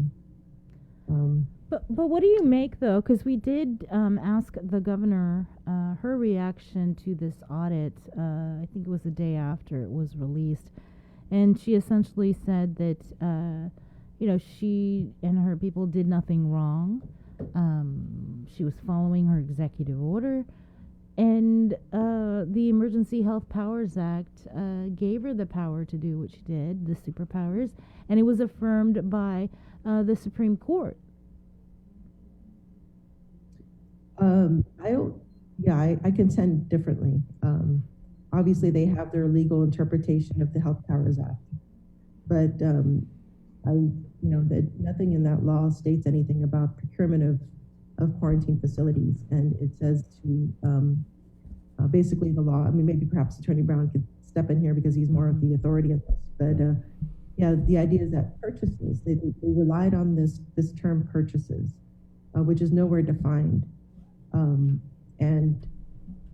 The idea that one can take a different route from a procurement law really opens up ourselves to perhaps more harm than good. And even if they have the intent of speeding up the process, to me, that it wasn't really clarified if there was really a need to skirt emergency procurement. Really, emergency procurement is you get 3 quotes, right? And you choose the one that's going to best satisfy the need. It can't get simpler than that. To have to be able to go around that 3 price quotes for something that is needed, that can happen very quickly. Yeah. And we saw that after this whole scandal, is that they gave the procurement over to Homeland Security and Civil Defense, and they did it the way it's supposed to be done. And here we are celebrating return to normal. So it's not like them doing the procurement the right way impeded any of the COVID-19 response. So that kind of that argument's out the window. Right, and looking at the documents, they were focusing on condemnation of a hotel. And so, of course, that's going to take a little longer. If they had focused on just the emergency procurement process alone, they probably would have gotten that done and not have to go through this alternate route. So yes, I agree with that statement that it looks like they're backtracking as far as finding a legal interpretation that fits the steps that were taken. Maybe I'll pose this question to Attorney Brown and you as well, Senator, but it's a question I asked the public auditor. What are the actionable items with this? I mean, if the public auditor in this audit is saying that the procurement law was basically broken and there was a conflict of interest and all these other items mentioned in the audit, will there be a forwarding of these findings to the Attorney General for possible prosecution? And do you think that prosecution is something that could be done or justified in this case? So, go ahead. So yeah, I think that question was brought up with the public auditor. That is one of the possibilities. But in looking at some of the documents, and going back at the oversight hearing, the Attorney General was involved in procurement. So it would be difficult to have to investigate something which you were involved in, I think. So it would maybe require more of an independent review. Right. Well, I think there's a whole process for that, probably. Attorney Brown, your thoughts? Yeah, I was just going to say that in the procurement law itself, there's really no crimes for violating it. There are ethics rules that can be enforced, but the only people that can do that is the Civil Service Commission against government employees. So, what do they know about the procurement aspects of all of this, and how are they going to get about it? And again, you don't do time for that sort of thing. But they're outside of the procurement law and outside of the criminal law. There's a fascinating law on Guam, has been on Guam for a long time, and it's called the Enforcement of Proper Government Spending Let me just read to you, if I can spend a couple seconds doing this, the legislative intent of this. It's the intent of the legislature that the government of Guam practice fiscal responsibility and that the person who spend the taxpayers' money follow the mandates of law in expending government funds. Historically, there have been many instances of government officials in the government of Guam spending and obligating money without appropriation or contrary to law. Since the Attorney General is the only officer empowered to bring court actions to control such illegal spending, and the only officer who can represent the government in recovering such money, and since the Attorney General is an appointed member of the governor's cabinet, laws relating to improper spending of funds by the executive branch have generally not been enforced, and in some instances have been openly ignored. So there is this law where they're taking this duty to be a fiduciary of the government's funds to hand, and what they've done is they've outsourced the punishment, if you will, of spending money contrary to law. It says any taxpayer who is a resident of Guam shall have standing to sue the government of Guam and any officer of the executive branch for the purpose of enjoining any officer of the executive branch from expending money contrary to law, and to obtain a personal judgment in the courts of Guam against such officers, not for themselves, but in favor of the government of Guam to make them return the money to Gov Guam. And for purposes of this chapter, the governor and lieutenant governor of Guam are officers of the government of Guam. So step right up, folks. Take a number. Everybody, choose one and sue away. Hear ye, hear ye. Wow. So it's not like they can't be done, but if people are going to complain about it, step up and put your money where your mouth is.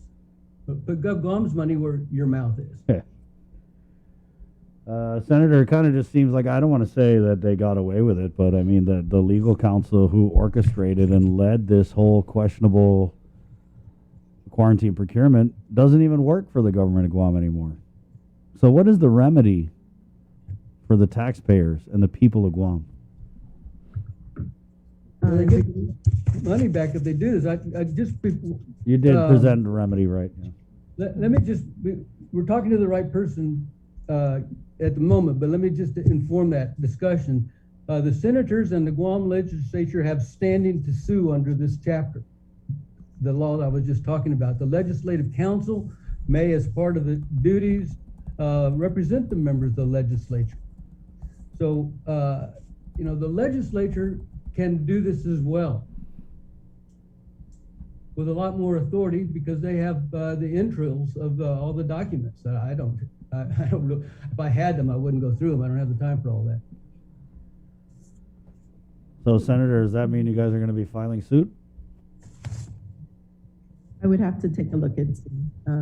Yeah, let me go over the information. Right. Thank you for that.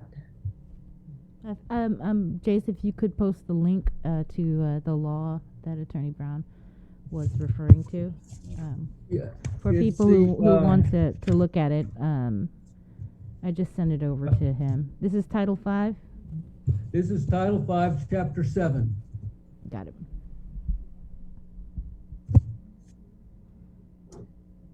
Yeah, well, again, there's the remedy. If, if money has been misspent, that would be the remedy to achieve it. And I know the public auditor is also doing additional studies, I believe, having to do with the expenditures as well. He said 48 million. Oh my goodness. I know he said 48 million for the purchase orders, right? Right, So, right, yeah. 3 million, I think, questionable cost. Senator, there's their audit. if I could, it's almost like a broken record. We have you on so many times about procurement issues and procurement questions, but I want to say that this was the case even before the pandemic. So why do we have such a problem with just following basic procurement law? I think some of the circumstances the urgency of this was kind of threw us into this perfect storm where we have people who are not qualified, and then we have a sudden urgency to procure these quarantine facilities. So I know during the oversight hearing, Mary Rhodes brought up another process called letter contracts, and this is something the military does in cases like this, where there's a sudden urgency to procure something. And so that one is, it's a little bit more flexible. You have verbal agreements followed up with a contract prior to money being dispersed. And this is something that could be revisited as far as, should we come across a similar situation, this might work for those cases only. Again, the laws are also being reformed. Currently we reformed the emergency procurement law. Before it was 30 days, now it's 90 days. And should an agency want to extend, they would have to have a public hearing.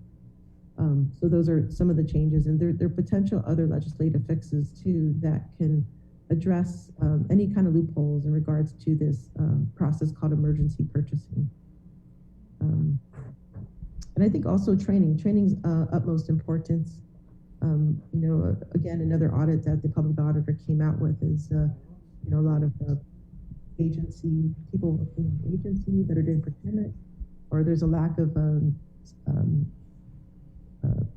people with expertise that are qualified for procurement. And so that needs to be addressed. And I believe, GCC has started up their courses again, ensuring that there's a fair distribution or equal distribution amongst the different agencies to take the courses. So, I guess slowly but surely we are addressing it, and as well as the budget cycle. So what do we need to do to fund GSA to ensure that they have enough staff on board, to ensure that these procurement records are being, completed, the process is being followed. So it is a multi-pronged approach again. So it's not a single bullet, silver bullet that's going to. It's more of like a Rambo style. It's a lot of bullets because it's a lot of problems. Well, I'd like to make an observation about also how we got onto this wrong foot to begin with. I think that the governor was ill-informed about what the emergency powers were. They don't have any of the powers that they're alleging that they have. And I've made this point to you before on this program some time ago, that it does not give them the right to disregard a law. It gives them the right to disregard a regulation. But regulations can't be disregarded if it violates the law. So the only thing that the governor has in this emergency power is to suspend a regulatory statute prescribing procedures for conducting local business. If it's not that kind of a statute, that's the only statute that they have to deal with, and it's just to suspend it. It's not to ignore it for all time. And I think that whoever read it the way they wanted to read it. That does talk about, as a parenthetical thought, that they can suspend the regulation that may delay necessary action, including emergency purchases. So it doesn't give them the power to make emergency purchases. It just gives them the power to suspend the emergency law, that regulations that we have, but it can't suspend regulations when the law says this is how you're going to do it. There's just a refusal to read reality, and that often happens in a crisis. People make quick reactions. Well, thank you, Senator. Thank you, Attorney Brown.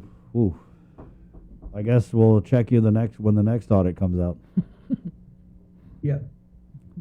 And GCC's back to giving those classes. I'm in the middle of one now, and I got one coming up at the end of the month. Guys, just take the damn procurement class. There are former legal counsels everywhere. Go and sign up for Attorney John Brown's class. You'll thank us later. All right. Thank you, Senator Perez, Attorney Brown. Thank you so much. Okay. Senator, we'll catch up with you next week because I know there's a bunch of other issues under your oversight that we wanted to talk about. Okay, great. Thank you so much. Thank you, Attorney Brown. Always a pleasure. Yep. Thank you. Yep, a lot of fun. See you. Again, the link to the law that Attorney Brown was referring to is a possible remedy or your action that if you'd like to take regarding this government spending. It's in the comments on our Facebook stream. And we're going to continue on in the Zoom room where we are going to check in with our good friend, Mr. David Della Sola, the Director of the Department of Labor, for an update on, what's happening over there. Good morning. Morning. Hi, Dave. How you guys doing? I haven't talked to you in a while. I know, it's been a minute. Let's just get right into it then. So I saw that the PUA disbursement is less than it was. And is that because more people are coming off the PUA and getting jobs? I hope so. I mean, that would make anecdotally sense that it went from like 17.5 million down to 14.8.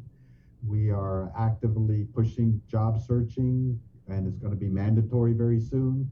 And the island is opening up. More businesses are moving forward. We're getting, increase of restrictions, loosening up restrictions, I should say. So everything is pointing towards that direction, and I hope and keep my fingers crossed that it continues to go down. But so I'm sure you've seen, we've been advertising and putting up a lot of information on August 1st. That's the start of the work week that WorkSearch will start to become effective. And we have a lot of information that have been printed, step-by-step tutorials. We have a video tutorial on how exactly to put in your job search on weekly claims when you file, and guidance. So, if you haven't seen it, our website, the dol.guam.gov website, if you click that, you'll see the big banner of red banner that says important information on COVID and unemployment assistance. You click that button and you're going to see everything that I mentioned, from in the log sheet to step-by-step written and video on how to do work search. And so I strongly recommend that claimants take a look at it and start to figure out how to do it. I know I'm starting to hear from some of the 311 staff that, claimants are already complaining that they don't want to do the job search. And I just gonna have to let them know that this is a federal program and this is a federal requirement, and we are just putting it together and working it as the feds give the money. Nobody has to do it. If you don't want the federal money, then you don't have to do the work search. But if you're gonna take the money from the feds for the PUA, then this is the requirements that they are putting in place. The governor delayed it as much as possible so that I was able to get the information campaign out there to teach them and make sure that they understand it. Because unlike the states, people in Guam aren't familiar with it and how to do it. So I do want to let the claimants know that there is, you have to remember, the PUA that we have is a standalone piece that's supposed to be meshed in, and I think you've heard me say this, with the unemployment insurance piece. And since it's a standalone piece, we do kind of miss some functionality with it. So the people that are going to have, the claimants categories that are going to have problems is those who are self-employed with no income, and the small amount of those who are reduced hours, who do not work at all for a work week. The system basically is programmed to recognize if you enter 3 job searches, then it says, okay, you've satisfied the requirement, you're qualified to get that week's payment. Or if you're reduced hours and you put in a income, it says, all right, we don't see any job searches. Oh, we see an income, therefore you're partially working, you're exempt from the work search. You do qualify for that weekly. But if you're self-employed and you don't have any income, it's going to flag it. If you're reduced hours and you have no income for that week, it's going to say you didn't do your job search. Unfortunately, there's no workaround in our system. And we've been working on that for the last couple of weeks to figure out a way. So the only thing that we can tell you to do is that when the system flags it, you're going to have to call in the 311 or go to the Dedi Do Job Center and have it manually corrected.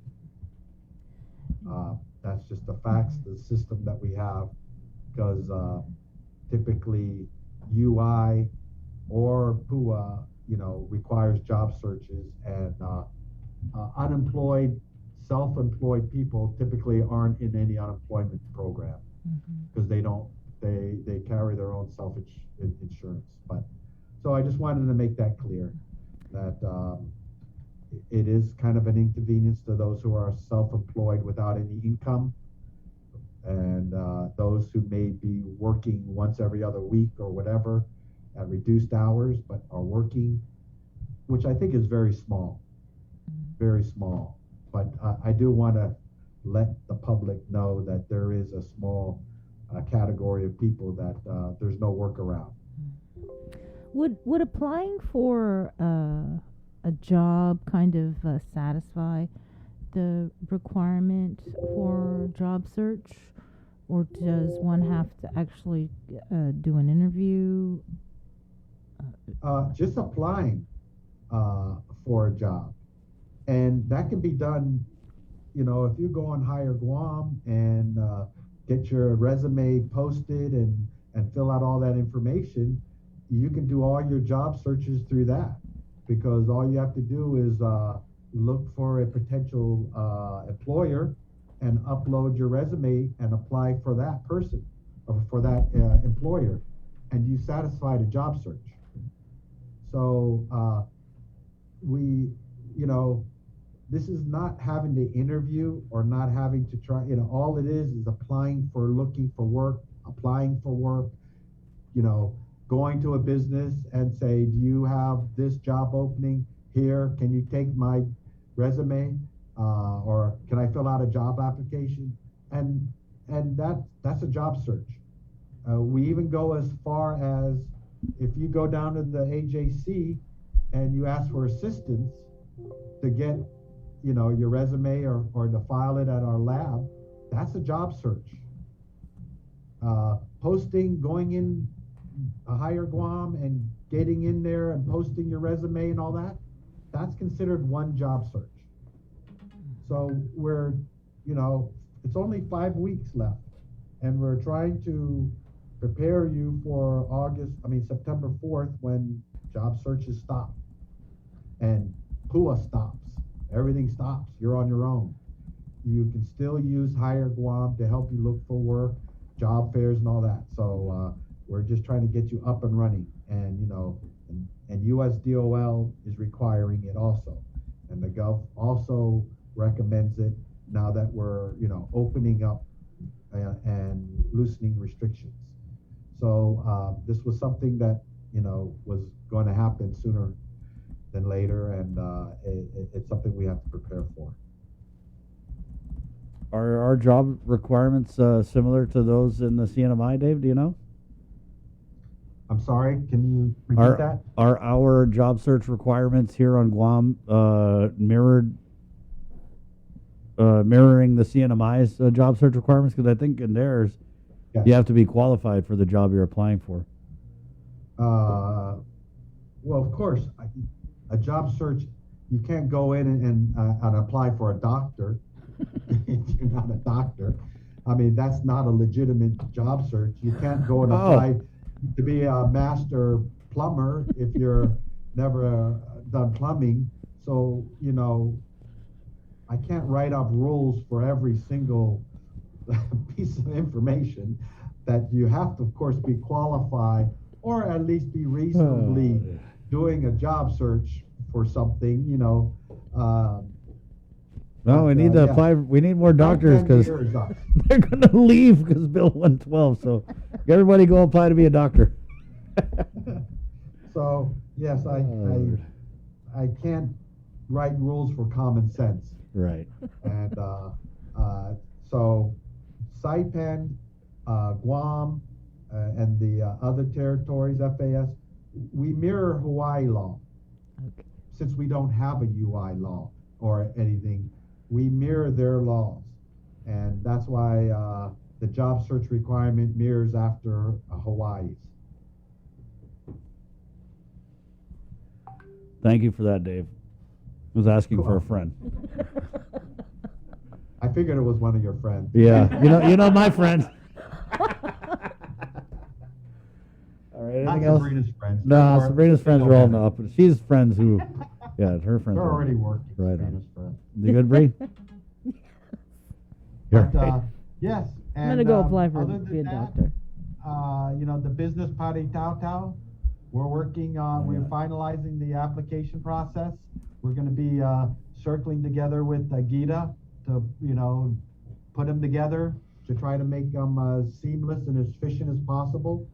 You know, we're kind of waiting for the funds and getting the final guidelines on how the funds can be used from the feds. So that's kind of holding up everybody because I don't want to run a program and then find out that, you know, my program funding is, you know, guidelines are against ARPA funds or anything like that. You know, we're moving forward as aggressively as we can. We're looking at our program to award and start funding it in October. So that gives us a month to kind of work PUA and shift resources from PUA over to this program, to the Business Pari Tau Tau program. And, you know, it's still looking like 480 hours at $9.25 an hour. And you have to be at least 4 weeks unemployed. And a business will request how many they can apply, hire in a 6-month period, I think is what we're looking for, so that it doesn't drag out. And we'll see how that first round goes, if I use up all my funds on the first round. And if not, then we will do a first round, and then we'll look at possibly a second round, you know, maybe for the Christmas season hirings. More businesses may be opening at that time and may not be ready to open in October. So we're trying to see how much funding it is. But, you know, the whole intent of this program is to get businesses not only to open with Gita's program, the Small Business Pandemic Assistance Grant. That'll help businesses open. And once they're open, my Business Pari Tau Tau, the governor's Business Pari Tau Tau, will help them take risk at hiring people who are unemployed so that they can come in and, you know, start the work, start, you know, work experience, start the job training, and become viable employees for permanent employment at the end of 480 hours. So it's all about helping businesses open and hire, and are unemployed, you know, hopefully we can help several thousand unemployed get into job opportunities. Thank you, Dave. I think it helps both sides. Right on. All right. Thanks, Well, there you Dave. go. Appreciate it. Well, I appreciate you guys having me on. Hey, have a good weekend. Look forward to seeing you again. Okay, Dave. And one last thing Oh. I want to say is we did batch last Tuesday, 14.8 million, like I said, and that gives us a grand total of $757.2 million pumped into the economy with PUA. So that isn't some small change. Wow. Yeah. Sounds like the budget. Yeah, it does. I think that's more than the government budget. Thank you, Dave. So, Thank you, guys. See I'll ya. see you soon. Okay. All right, take there care. you go. Dave Delasola, Labor Director. It's 9:10. Now let's go ahead and get into SportsLink here with Dave Delgado from the KUAM sports team. Again, SportsLink is brought to you by Cure Alkaline Water and Marianas Irrigation and Landscape. Good morning. SportsLink brought to you each week by Cure Alkaline Water and Marianas Irrigation and Landscape. Raquela Aquino and her sister Mia have been wrestling since they were 4 and 5 years old.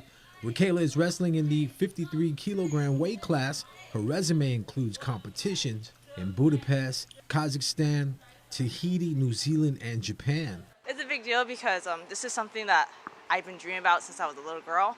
And just to be able to finally, accomplish that dream, it means a lot to me and to my club. I'm so happy to be able to validate my club like this, to show that we're on the right track. Raquela and her club are definitely on the right track as Aquino won a silver medal at the 2021 African and Oceania Wrestling Olympic Qualification Tournament held in Tunisia.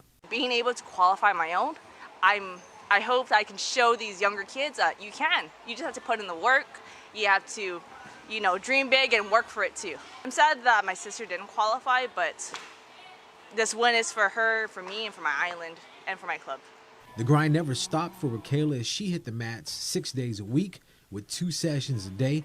Her weight class will be a tough one, but she says she'll be bringing her A game. She has medaled in the Oceania Championships, Micro Games, and Asian Indoor Martial Arts Game. This is my first run, so I'm just going to try to do my best to represent my island well, to compete. I always try to represent Guam with pride and to show our island that we can compete too. And after this, I'm looking to do multiple runs. After defeating wrestlers from Madagascar and Tunisia, Raquela earned her Olympic spot. This is historic for the island as she becomes the first female wrestler to qualify for the Olympic Games on merit. I'd like to just say thank you to my club, Food Ocean Fitness, Food Ocean Wrestling Club, my coaches, my training partners, my mom, and my family. Without them, I wouldn't be where I am today. Regine Tugadi Watson is Guam's lone track and field athlete heading to the Olympic Games. Regine will take to the starting blocks in the 100-meter race, making her second Olympic Games appearance for Team Guam. I'm ecstatic, honestly. I'm super excited, and I'm super blessed and super honored to be chosen to compete in track and field once again for our island. Nothing brings me more joy than to wear Guam across my chest and to know that, hey, I've trained so hard for so long for this moment, and it makes it even better that I get to be home for a little bit for that. I have all the resources I have at home. Just the support all around has been huge. Very thankful for everything and very excited and happy with the way things turned out. Tugadi Watson graduated from the United States Naval Academy in 2020. She had to get creative with her workouts on the ship, working hard to get where she is now. GTFA President Derek Mendel says Regine has been the standard bearer of excellence for track and field on Guam in recent years. Creativity was the name of the game for many reasons, one of it being COVID. We had to find out how to get the work in and how to put in the work with the limited resources we have. And then other than that, other than COVID being an issue or a restricting factor, working out on a ship too. I'm very thankful that my coach, he's my husband and he's also in the Navy, he's very aware with the resources we have. So, I had a full gym and I was very fortunate to have that. Lifting, that's fine. Strength workouts, plyos, that was normal on the ship actually. Regine holds personal bests of 11.92 seconds in the 100 meters, 24.70 seconds in the 200 meters, and 57.89 seconds in the 400 meters. I will run faster than the last time I competed at the Olympics. My goal specifically would just to be run fast, run anywhere between low 12s and sub 12. If I can run a sub 12, I will be ecstatic. I would be more than happy with that. She says she's not bothered by all the restrictions put in place at the games. It's all business when she touches down in Japan and represents for Team Guam. I'm here to run. I'm here to run fast. That's all I care about. In Tokyo, we're restricted from going from Olympic Village to our training venue and back, and then to our competition and straight back to the village. I can come back to Japan whenever I want to. I'm not worried one bit to not have that Olympic experience. I'm there to compete, and I mean, I'm all business here. Tagati Watson is extremely thankful for the help the GNOC has given her. Without their guidance and constant communication, things would have been a lot difficult. I was in a very, very unique and difficult situation. It was very challenging to work out the logistics, but I could not be more thankful for the support that they had for me and for, you know, not only nominating me and accepting my nomination and letting me go, and giving me this opportunity, but working with me to allow me to get here, get home, and get to the Olympics. They've done so much, and I couldn't be more thankful for that. Joshua Andrew won't have to travel too far for this year's Olympic Games. Andrew attends Ryutsu Keizai University in Itabaki, Japan, on an Olympic scholarship. It's really big. It's way bigger than myself. I'm very honored to be out there and to participate for the Olympic Games and have the whole country behind me, the whole island actually behind me. I'm very nervous and very, very excited at the same time. Looking forward to it and really do my best in the games. Joshua was a gold medalist at the 2019 Pacific Games held in Apia, Samoa, ranked number 119 in the world. The work he's put in doesn't go unnoticed. Right now, I can't express in words on how much how I feel with the games, everything leading up to this Olympic Games. It's been a very long journey.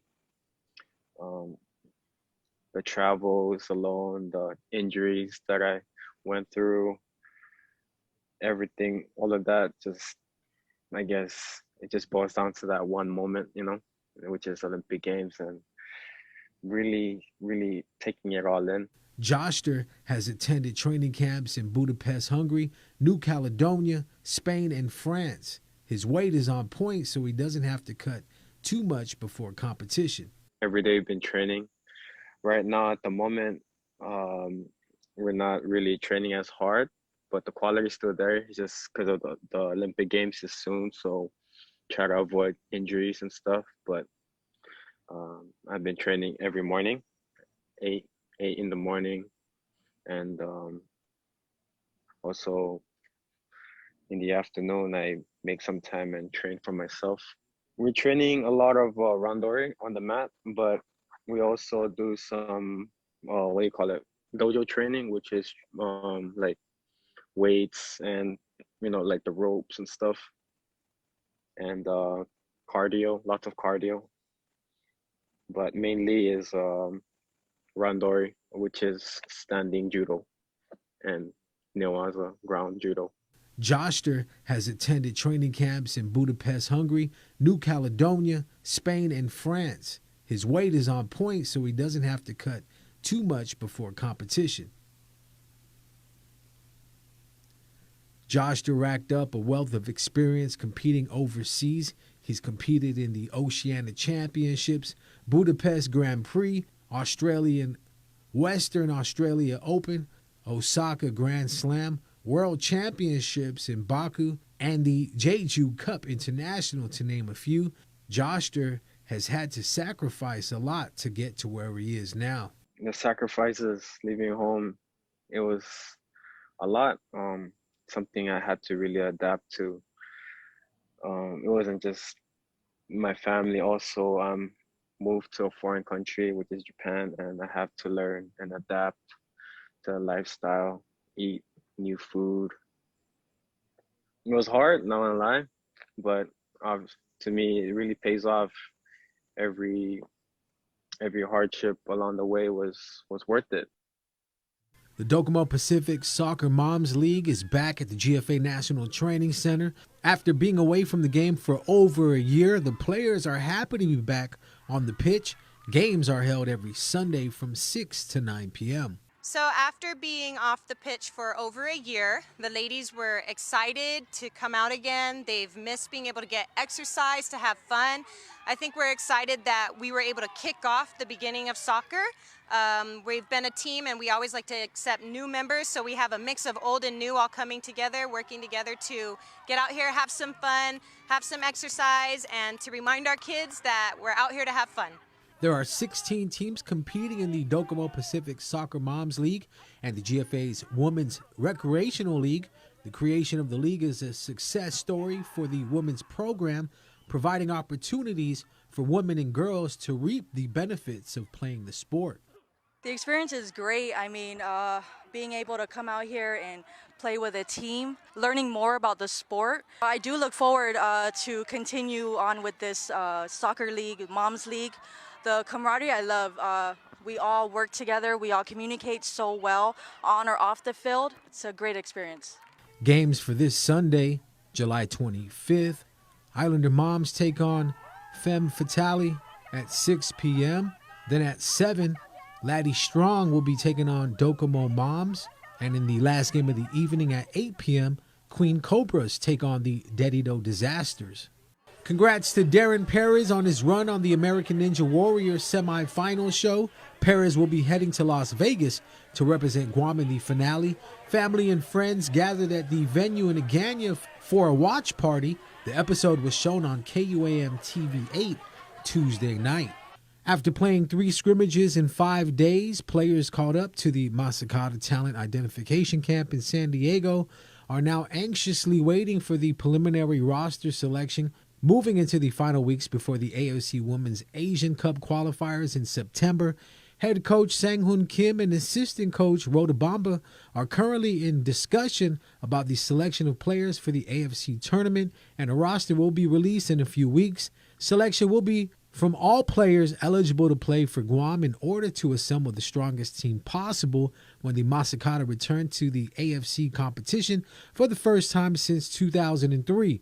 Guam was drawn into Group D of the AFC Women's Asian Cup qualifiers with Myanmar, Lebanon, and United Arab Emirates. The Lebanon Football Association announced Monday that Lebanon will be the host of Group D. Kim said due to COVID-19, it's been difficult to evaluate potential players since they have not been able to play any matches. With this camp, I met some players in person for the first time and saw firsthand all the players' performance and game knowledge in match situations, and also in which positions the players would possibly best contribute to the team. Sports Link brought to you each week by Pure Alkaline Water, Mariana's Irrigation and Landscape. Sports Link is brought to you by Mariana's Irrigation and Landscape, your Shindaiwa and Echo Superstore. They offer everyday low prices on bush cutters, chainsaws, power washers, generators, and more. They also offer maintenance and repair services, so visit Mariana's Irrigation and Landscape in Barrigada along Army Drive between Submarina and Besta Market. You can also call 735-7446 for more information. Now shipping to surrounding islands. And now here's Kin Conception with your Tomorrow News Update. News. Presenta ni Familiang Mito gi First Hawaiian Bank. Buenos updates to get some to be sa morgan ni KUAM News. Presenta ni Familiang Mito gi First Hawaiian Bank. Ajiganin polisiya Zambolero para Major League sa fafanay na sa aking kinranda decent package ang bineno. Sigon ay complain ni magistrates gilas 2 días giagan Webes, mali si John Dwayne Haddock Jr. kung tayo unanis na idot na mangangat ga package yung parking lot gisa tamuning. Ano man mati polisiya mali si Haddock ang kostat ga pagonya. Ano marikonosi masoda ang 45 caliber na paki nugay bala danoto na magazine bala. Tres na bagi na sa gwanin ni G-Meth, Pedras Xanax siya, dan pesadot. Ida kami tinikot, ti anok na admiti si Haddock na expire lisensya ni Pakinya, at suli paki gigasong niya niyo magumemento dan nubyan niya. Ma-charge ni possession of a Schedule 2 controlled substance, possession of a Schedule 4 controlled substance, possession of a concealed firearm, and possession of a firearm without a firearms ID. Puresti siya na kinanto DC sabi na 3 grado na felony. Gimas, antes diudingo guan para Washington, D.C. magahaga lulyong rero sa extendi a public health emergency para un mes talo hasta ki dia 30 de Agosto. Ginebo na executive order ana sua todo ipumalo na renekto siya. Lo kumuhataka isla 80% na kanabales na binakunan ni populasyon na doubt. Imasa debia di manasabbi tangin din na niya ang kantida masyasan hizong parisan halom. Lo todo pumalo siya na restrictions kung todo yung reglamento jazangin mandan niya. Kwanto siya man halom gitanda padroto siya na lugar. Distansya kontra otro tao siya. Appointment na klase ni nali sa siyempre yung manafansua. Gin minuto pa sa alas 12 giegan, gi mismo dia, jajangin tatakay 80% na kinabalas binakuna. Gimas efektibo gida 1 de Agosto, todo jaman klakalma para PUA, patpua, sa debido manaanog naman manspipiat also. Kung todo lo ki eskwela siya, debido maosgay nas gaya ni CDC, General Reglamento ni Departamento ng Salud. Gimas asunto, it's on executive order si President Biden no ahat sa minimum wage para kontratistan federal esta hulog 15 pesos ki ora sa esta gagigyuto muna estaw. U.S. Department of Labor sa maisya din notice of proposed rulemaking no na efektibo sa na orden gidyatan tagi Enero para di siya empleo ni industrial maintenance, nursing, exhibition ng kano ng construction sa siyempre manin afekta. Lo ginigitagwahan ni Presidente ni Contractors Association si James Martinez, ilang yan na di skill na holanero siya sa esta magagana mas kaya di maproposo ni 15 pesos di ora na minimum wage. Ilang yan mas na kulangay minapod at di posisyon administration na also, tagi clerk ni bookkeepers. Ang kompanya siya sa David Masen at ni Oran Financial so niya para madetermina kwanto dubutsin na totso sa paray federal ng kwanto para totso si bid no tipinat sa no este na executive order. Yung minimum wage para kontratistan federal pago sa 10 pesos 95 centimos gi ora. Mahal sa parado ng kantidad gi 2015 na sakan gi administrasyon Barack Obama. Yuto mo na suntugin ni KUM News para pago na business. 24 na tao ni mangginin oto siya na lugar gi mundo. Sama na fansudidano ng Amerikano gi District Court gi Iwebes. Mangining Cambodia, Iran, Uzbekistan, South Korea, at Pilipinas. Ni President Biden entry video na mensahe anayas ti sa undangklo na si Diyos maasi no maadzik Amerika para itano niya. Federal Public Defender Gwini si Leilani Lujan sa guisa principal na speaker para este na seremonyo. Asangan historian na nambihan niya dan tatambihun niya no adingo guahan gidurante ni Girandos zaman malago gati giza Palau. Ahaso itay mano sinananya matutati guahan gimit 940 na dekada janin desisyon na ni parosididano Amerikano no asedi gui parosididano loke ginatunat na manera. Ilay ginatisan magay na tauto ginigit sa guahan matungo na mega masya na tauto manggay istorya ni Taygwini. Para Guam News Network, Guau Sikin Conception. Yasuto yufinut sa moro sa presenta za ni nafatto ni Familia Mizo gi First Hawaiian Bank. June makes the best malasadas in Hawaii, a fact not lost on Daryl, whose brother Byron is cooking the onaga he caught at a secret fishing spot with his girlfriend Malia, who used to work for the Shave Ice Guy, whose second cousin Vince drives the school bus ridden by Calais, whose auntie makes the best malasadas in Hawaii. Everything here is connected, and with the new First Hawaiian Bank mobile app. Catching your favorite events during the Tokyo 2020 Summer Games has never been easier. In addition to the KUAM TV8 broadcast presentations of the July 23rd opening ceremony, the competitions you look most forward to, and the poignant closing ceremony, you can stream the specific events you want to watch through NBCOlympics.com and the NBC Sports app. Visit KUAM's website and click on any of the Tokyo 2020 banner ads and you will be whisked away to all the action. If streaming sports in the Summer Games is on your personal viewing schedule, then look no further than KUAM.com for links to watch the Tokyo 2020 Summer Games.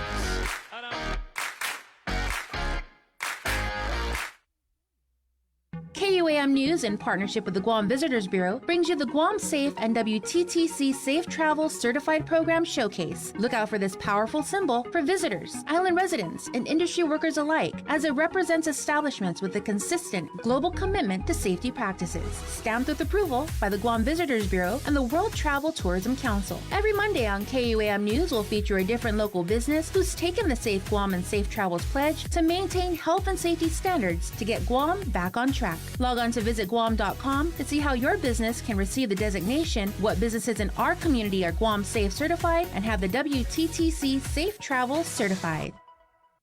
The relationship between Guam and Manila, Philippines is undeniable as we share similar cultural traditions, history, and heritage. With generations of Filipinos calling Guam home, KUAM presents a monthly look at the capital city, featuring in-depth and engaging interviews on everything from medical tourism to new business and government leaders. Veteran newscaster Nestor Lecanto delivers Beyond Our Borders. This special program is brought to you by KFC.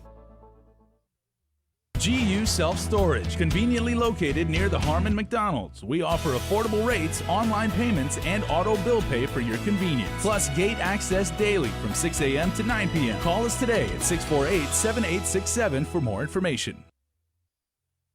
KUAM's multi-platform morning show, The Link, just got a little more delicious with Feed Me Fridays. Chris, Sabrina, Jason, and the rest of the morning crew will take some time off each Friday to talk, taste, and tempt you with all the latest and greatest food and drinks on Guam. Old faves, new hits, and everything else we can put in our bellies. It's Feed Me Fridays on The Link, brought to you by King's Restaurants, Ruby Tuesday Guam, and Devondale.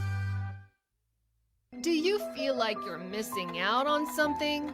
Make life more rewarding with Pacific Points. Earn and redeem points for bill rebates and free load at IT&E, discounts on fuel at Shell, vouchers at Foodies, and United Mileage Plus miles. You can even pay with Pacific Points at IT&E, Shell, and Foodies. Pacific Points. Do more, get more. Get through the work week with a special office party from Uno Go and participating restaurants. Every week, we're delivering lunch from a local dining partner to one lucky office for up to 15 people. For a chance to win, all you have to do is 1. Register as a user on the Uno Go app or website. Existing registered users may be entered as well. 2. Follow us on Instagram or Facebook. And 3. Send us a message with your name, contact email, and phone number, your office, and its location. We'll draw a winner every Friday on The Link on Breeze 93.9 FM on KUAM TV 11 and streaming on Facebook Live, and coordinate the day of your choice for lunch to be delivered the following week. We'll also feature your office celebration on KUAM News every Friday. Put smiles on your co-workers' faces and enter today. Open to Guam residents only. Conditions apply. See the Uno Go Guam Facebook page for details. Thanks to our participating restaurants, Beach and Shrimp, Lone Star, Jamaican Grill, Ajisen, Sing's Cafe, Pika's, and the Sheraton Laguna Guam Resort. This week's office party giveaway is from Jamaican Grill. Enter today to win.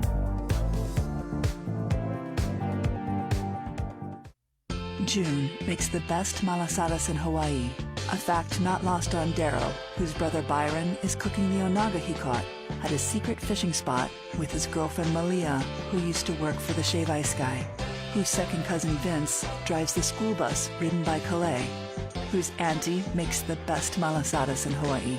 Everything here is connected, and with the new First Hawaiian Bank mobile app, you can stay just as connected to your finances, and it all starts with yes. We're on a mission to fill the bus with necessary school supplies and food for our island's children in need. The KUAM Care Force and Salvation Army, along with our partners GTA, Twinkles, Anderson Air Force Base, and Kloppenburg Enterprises, are collecting necessary items including school supplies and food items to help send our community's youngest and most vulnerable members back to school. New backpacks, notebooks, pencils, pens, crayons, and other donations are welcome, as well as food pantry items. Please do your part and give every child a chance to learn, grow, be nourished, and have a wonderful return to school. You may drop off your supplies to our Harmon Studios weekdays between 9 a.m. to 5 p.m. up until Friday, August 6th, or come down to our finale between 10 a.m. to 2 p.m. on Saturday, August 7th, where we'll be attempting to fill the bus with all your donations. Rise up to the challenge, embrace radical generosity, and help us fill the bus for Salvation Army and kids in need. See the complete list of items being accepted on KUAM.com. Get up and move, Guam! Join the mayors of Talifofo and Inilahan for Ha'anan Minagov, a great day to celebrate the reopening of our island at the Valley of the Latte, Saturday, July 31st from 10 to 5 p.m. Local artists, farmers, and Guam-made products will be on hand while you enjoy performances from our best cultural entertainers and musicians. Enjoy the finest food that Southern Guam has to offer. Help us open our newest attraction, the Micronesia Cultural Village. Tickets can be purchased online at valleyofthelatte.com. Ha'anan Minagov is brought to you by the Guam Visitors Bureau, Guam Economic Development Authority, Valley of the Latte, Jungle Riverboat Cruise, Kloppenburg Enterprises, Para Ipribetsu Itautauta, the Guam Brewery, Island Beverage Distributors, and the stations of KUAM.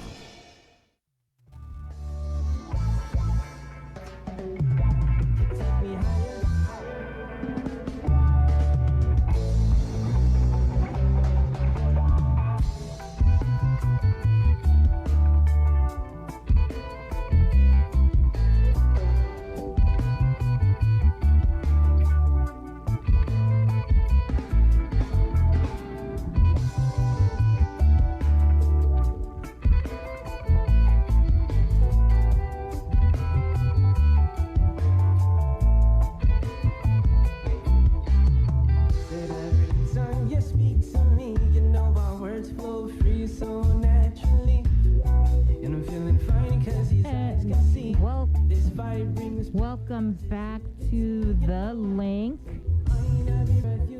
We're going to head into the Zoom room where we are going to check in with Rosanna Villagomez. She is the Chief Probation Officer over at the Judiciary of Guam to talk about how things are winding down for probation and parole week. Good morning, Rosanna. It's been a long time since I've seen you. Good morning, Sabrina. Yes, and it's nice to see you again. Nice to see you too. In a different capacity. I know we talked a lot about Menengen. Right. Oh, she wasn't your PO before? No. What? That was when I was retired, so I'm back employed. Mm-hmm. Nice. And so, yeah, tell us about probation week and parole week. Well, probation week is celebrated nationally, and it's pretrial probation and parole supervision week.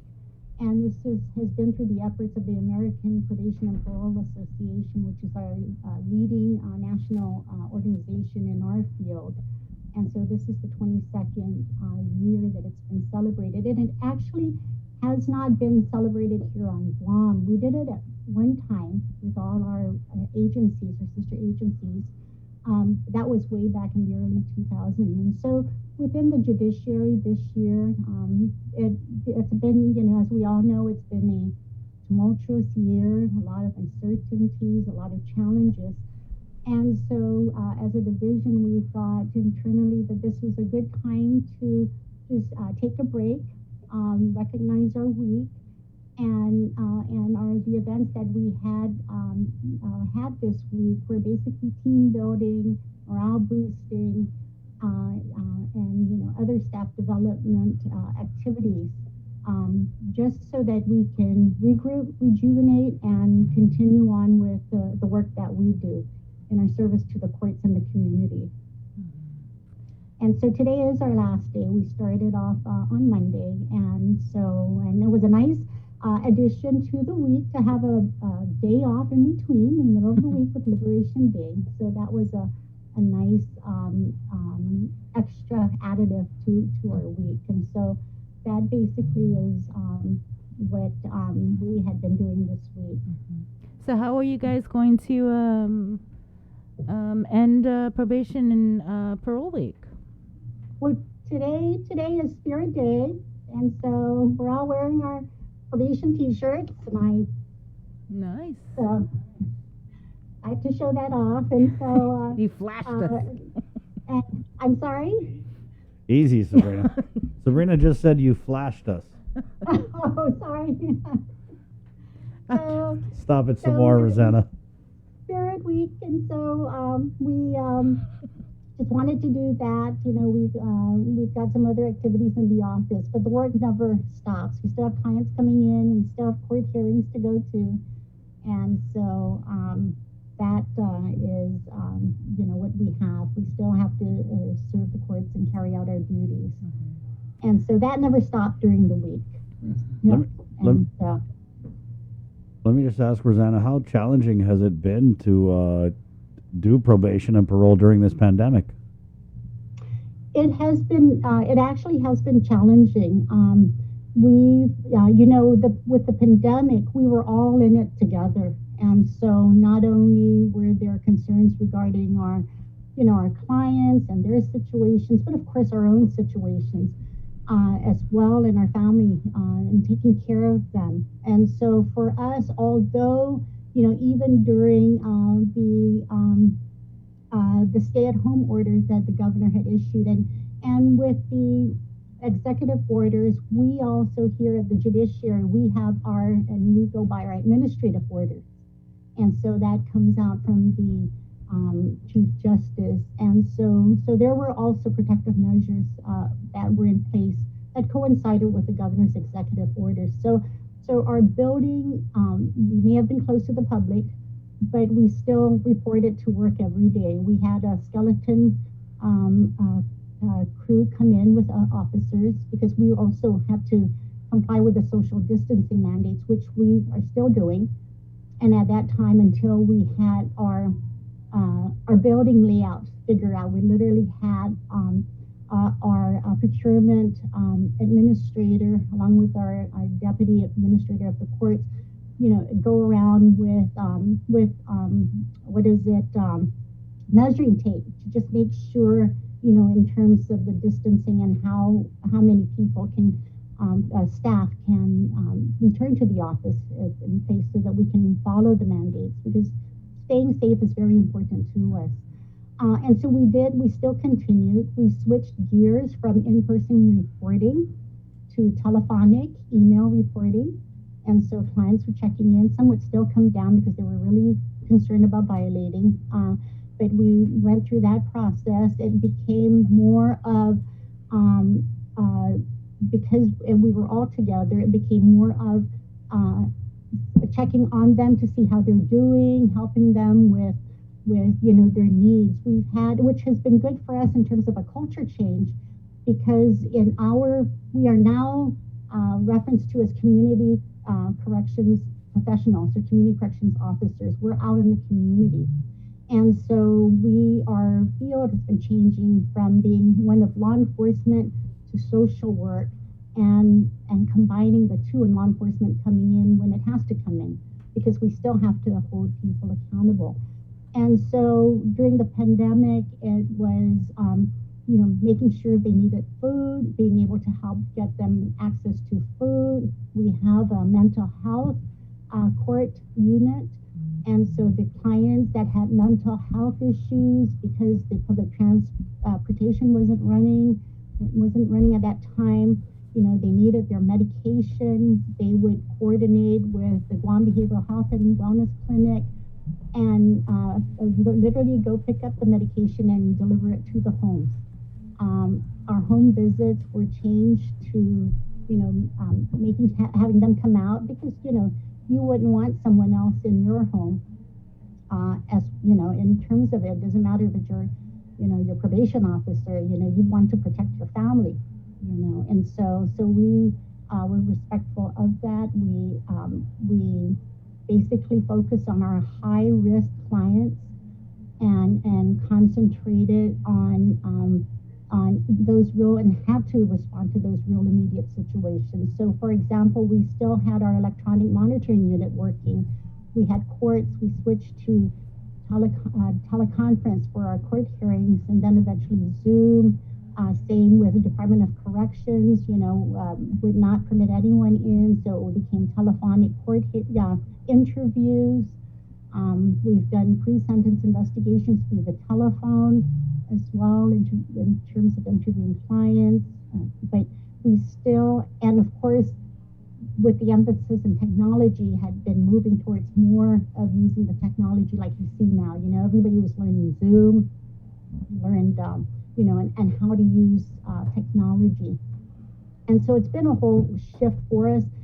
But it's been also a good shift in that we are now, in terms of doing more, in terms of, helping our clients, recognizing that they have challenges, helping them to deal with that, and trying to also work with them to help alleviate the stressors. It's a lot of stress not knowing, especially if you've lost your job, where your family is going to live, if you're paying rent and you can't pay it, if you can't, where's the food going to come from? And then you have court conditions looming over you in addition to that. It's very, very stressful. And so we, it was a lot of creativity, a lot of switching gears, and assessing our situation to try and meet our needs, and switching to technology in terms of communicating and with our clients, texting,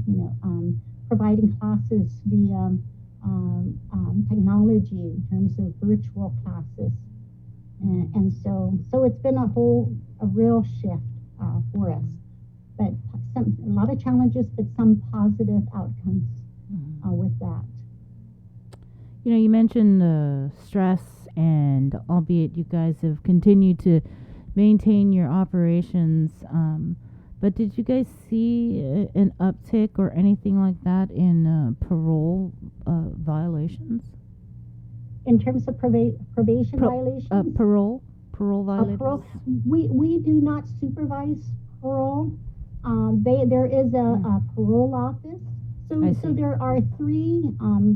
We have two other agencies that work in our field. So we have the parole office. They're under the Department of Corrections. Yes. And so yes, they're the ones. yes. Parole is supervision. Parole is supervision after imprisonment. Right. They're still actually inmates, and they're doing a term of supervision. But they're still under the custody, the jurisdiction of the Department of Corrections. And so for us, probation is a sentence in itself without imprisonment. So parole has imprisonment, and then they're out in supervision. So we are they don't go to prison. We also have pretrial release individuals, and those are the ones that are pending. They're going through the court proceedings until their case is resolved in court. And so another agency we have is the federal side, the Federal Probation Office. So they deal with the federal crimes. So we are the three agencies when it comes to community corrections here on Guam. All right. Well, congratulations on commemorating Probation and Parole Week. Thank you for everything that you guys do for our community. And it's good to see you, Rosanna. Okay. Thank you, Sabrina. All right. Good to see you too. And thank you, care. Chris. Thank you. Nice Thank you, Rosanna. talking to you. Esther. Okay. Hey, it's 9:46. Feed Me Fridays. It's something we do on Fridays. Yeah.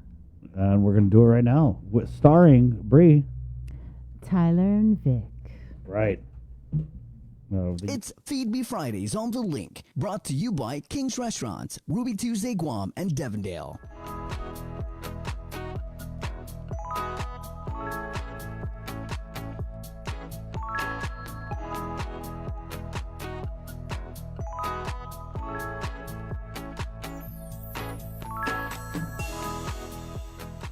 Hi everyone, welcome back to another Feed Me Fridays. Feed Me Fridays! I'm Tyler Mazzanani. And my name is Victoria Salon, and I'm glad to be back. Thank you. I'll take that. I think we're still a little days from the last food shoot that we did.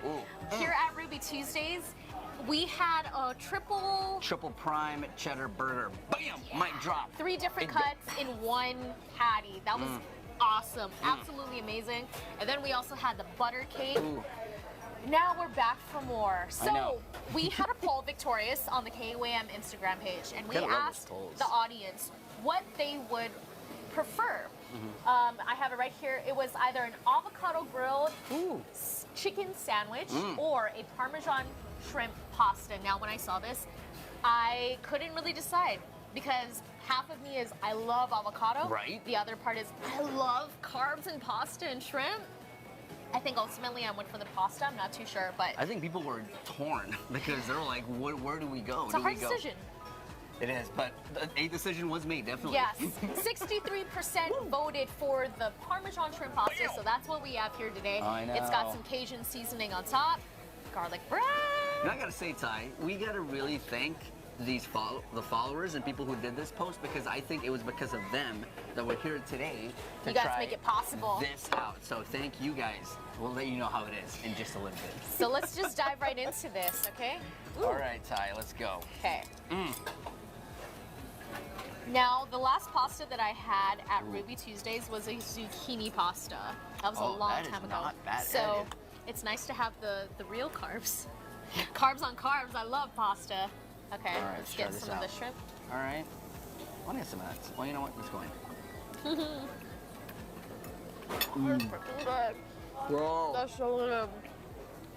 Bro. I don't even know anymore, man. After watching the last Feed Me Friday, I had to tell myself, TV bites, Tyler, TV bites. Right. I'm not doing a good job so Yeah, I far. went crazy with that burger, and I couldn't talk for like a minute, so. It was absolutely delicious. Wow. But I love this. It's nice on the spice. It's not too overwhelming.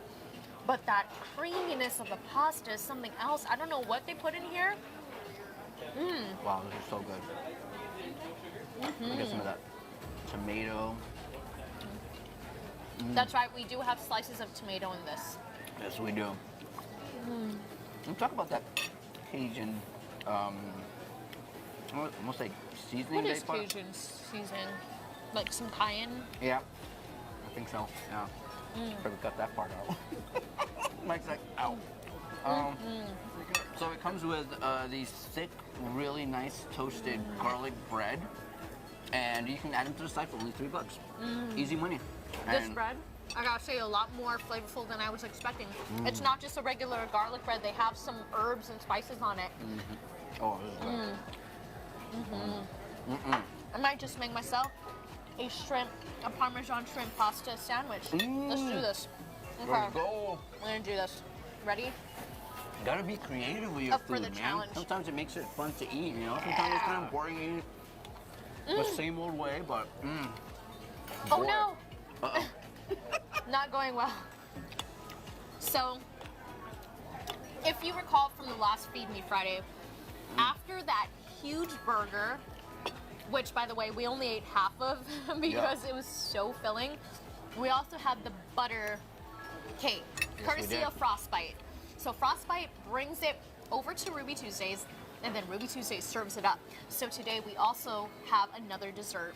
They're bringing out some cookies for us. I haven't had cookies in a minute. Like I said, Chubby, shout outs to you. You're an awesome coach in this competition, but this is the future. Yeah. We're talking to you from the future. We are still sticking on our Yeah, diet. with diet? Yeah. Let's try this. Definitely. Ooh, let's try this out. All right. I got a shrimp parmesan shrimp sandwich going on over here. Let's see. Oh yeah, let me try that out.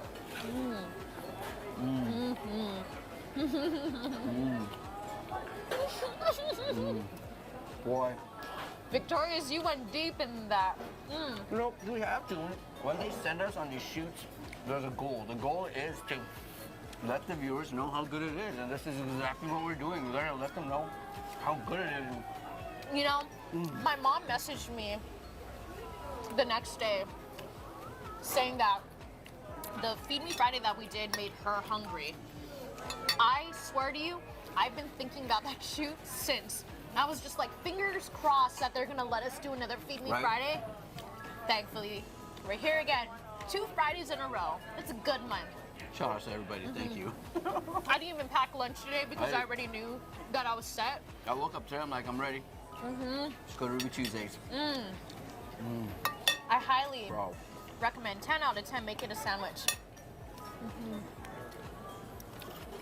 I just love it. Good job, Ruby Tuesdays. Guys, come through, check it out.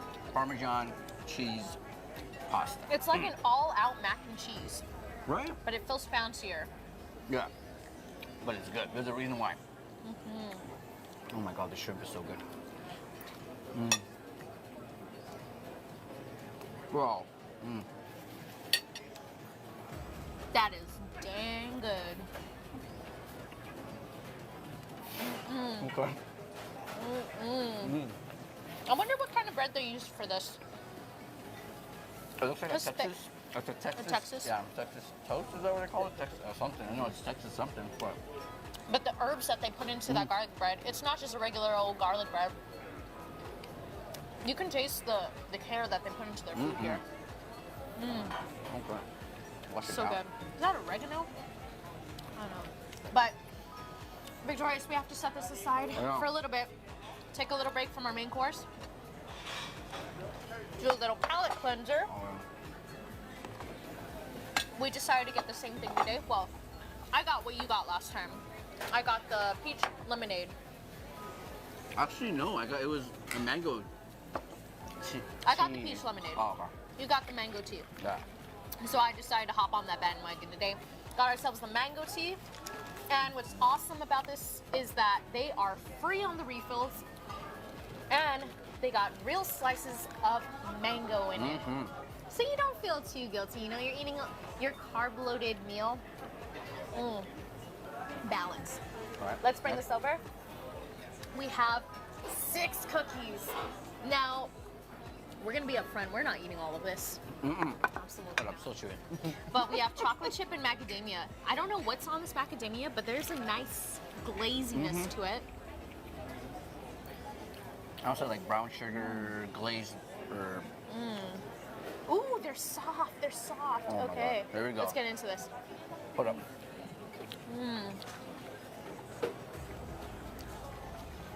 white chocolate chip. Reset. Can't go wrong with that.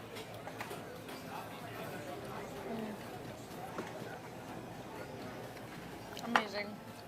All right. So moist. Oh, wow. So moist. Taste the butter. Oh, wow. I want to try the chocolate. Bro. It's got a nice crispy outer layer, but when you get into it, it's all nice and soft. Look at that. Ooh. That chocolate gooiness. There you go. Wow. Cheers. Cheers to Feed Me Fridays, to Ruby Tuesdays. Thank you guys. Ooh. I'm a big fan of chocolate cookies, and this one has definitely made it to the top of mine. Oh man. Wow. So, before we close out, we do have to remind the folks what is going on here at Ruby Tuesdays. Other than what we have right here, they do have their Tuesday deals. Let Victoria's finish that cookie in his mouth.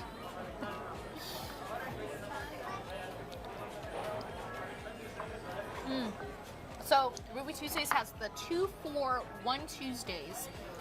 Victoria's let them know the details. Guys, this is the best lunch deal out there. Check it out. $25.99 for 2 meals. All right, 2 entrees, and you can get their petite sirloin steak. They got the New Orleans seafood, they got the half rack of ribs, or the chicken and broccoli pasta. So 2 of those for $25.99. I think that's a steal deal. And it comes with dessert. Yeah. Dessert varies, so just come here every Tuesday. You never know what you're gonna get. It's like a little prize box. Well, I mean, go for it, man. Bring that coworker, bring that friend, or just treat yourself. And don't forget, they do have happy hour Monday through Fridays, 4 to 6 p.m. You guys don't want to sleep on that one. Thank you so much for tuning in to Feed Me Fridays. I'm Tyler. And I'm Vic. We'll see you next time. It's Feed Me Fridays on The Link, brought to you by King's Restaurants, Ruby Tuesday, Guam, and Devondale. I'm Tyler. And I'm Vic. We'll see you next time. It's Feed Me Fridays on The Link, brought to you by King's Restaurants, Ruby Tuesday, Guam, and Devondale. Right on. Another Feed Me Fridays right here on The Link with Vic and Ty. Wow, we never got cookies when we ate out.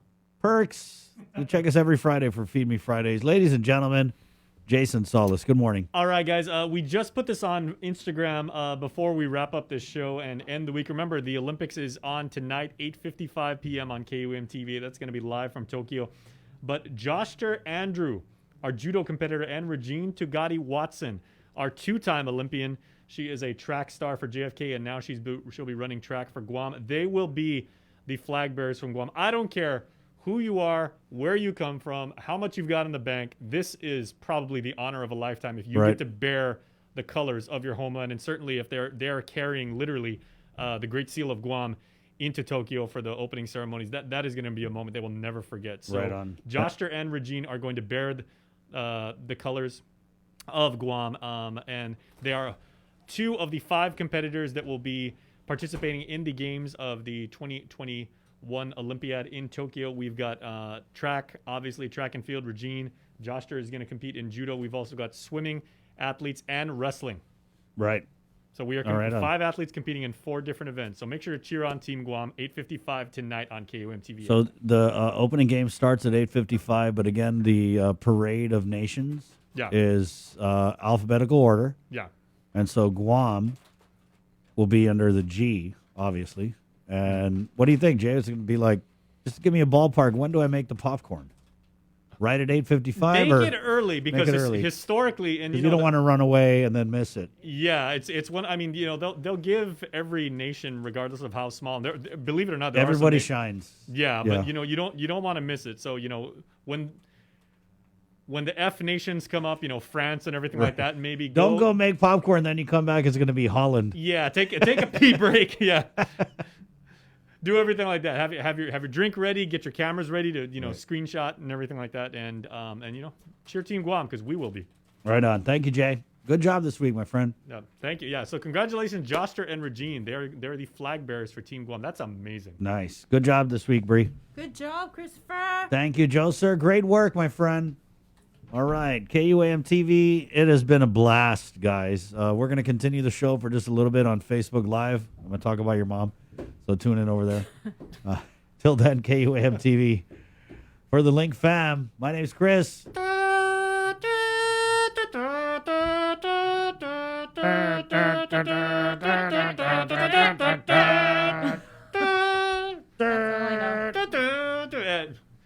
Play old school video games. To hear that as a MIDI, the old school 8-bit, that was awesome.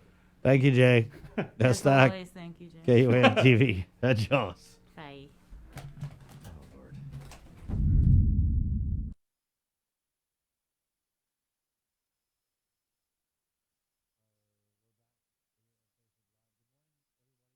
Just you and I now, just the way I like it. Okay, let's do Cover Me, which is brought to you by our friends at Burger King, where today is Chicken Fries Friday. Yep, you order your chicken fries, you say, I love, love, love chicken fries, and they're going to give you another chicken fries for free. That's how we roll with BK Burger King. Proud to present Cover Me. It's also brought to you by Docomo Pacific. Guys, have a great weekend. Be safe. Okay, Adai Talent says Palaxi to the Maxi. My name is Chris, leaving you with Cover Me. Adios.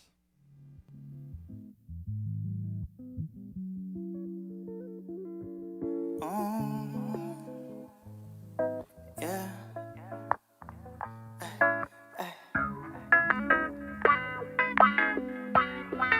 Yeah. Yo, Wiz. Chris Boomer. Let him know, man. We're smoking on that Bob Marley. Ganja till you blow. Everybody don't worry, as long as you don't lose your soul. Smoking on that Bob Marley. Ganja till you blow. Everybody don't worry, don't worry no more. Slide through my boo, yeah. They ain't smoking like I do, yeah. Fill the blunt up with some Zaza, yeah. Roll it up, little mama. She from the island of Guam. My future baby mom. You had me from the jump. Can't no one tell me none. With a boss, you know the type that you don't treat like an option. You know I love you long time, I ain't stopping. It ain't the COVID, it's the weed when we coughing, yeah, yeah. We're smoking on that Bob Marley. Ganja till you blow. Everybody don't worry, as long as you don't lose your soul. Smoking on that Bob Marley. Ganja till you blow. Everybody don't worry, don't worry no more.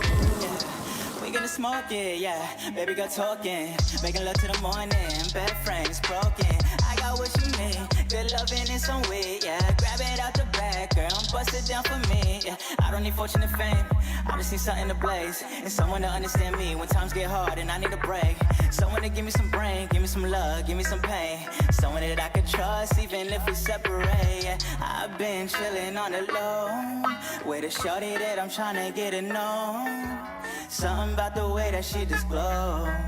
Or maybe it's a smile when we smoke, yeah. We're smoking on that Bob Marley. Ganja till you blow. Everybody don't worry, as long as you don't lose your soul.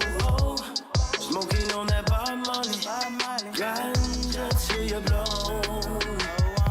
Everybody don't worry, don't worry no more. I wanna ride with you, girl, I wanna get with you. I wanna roll with you, girl, I wanna be holding you. Smoking up like we're supposed to do.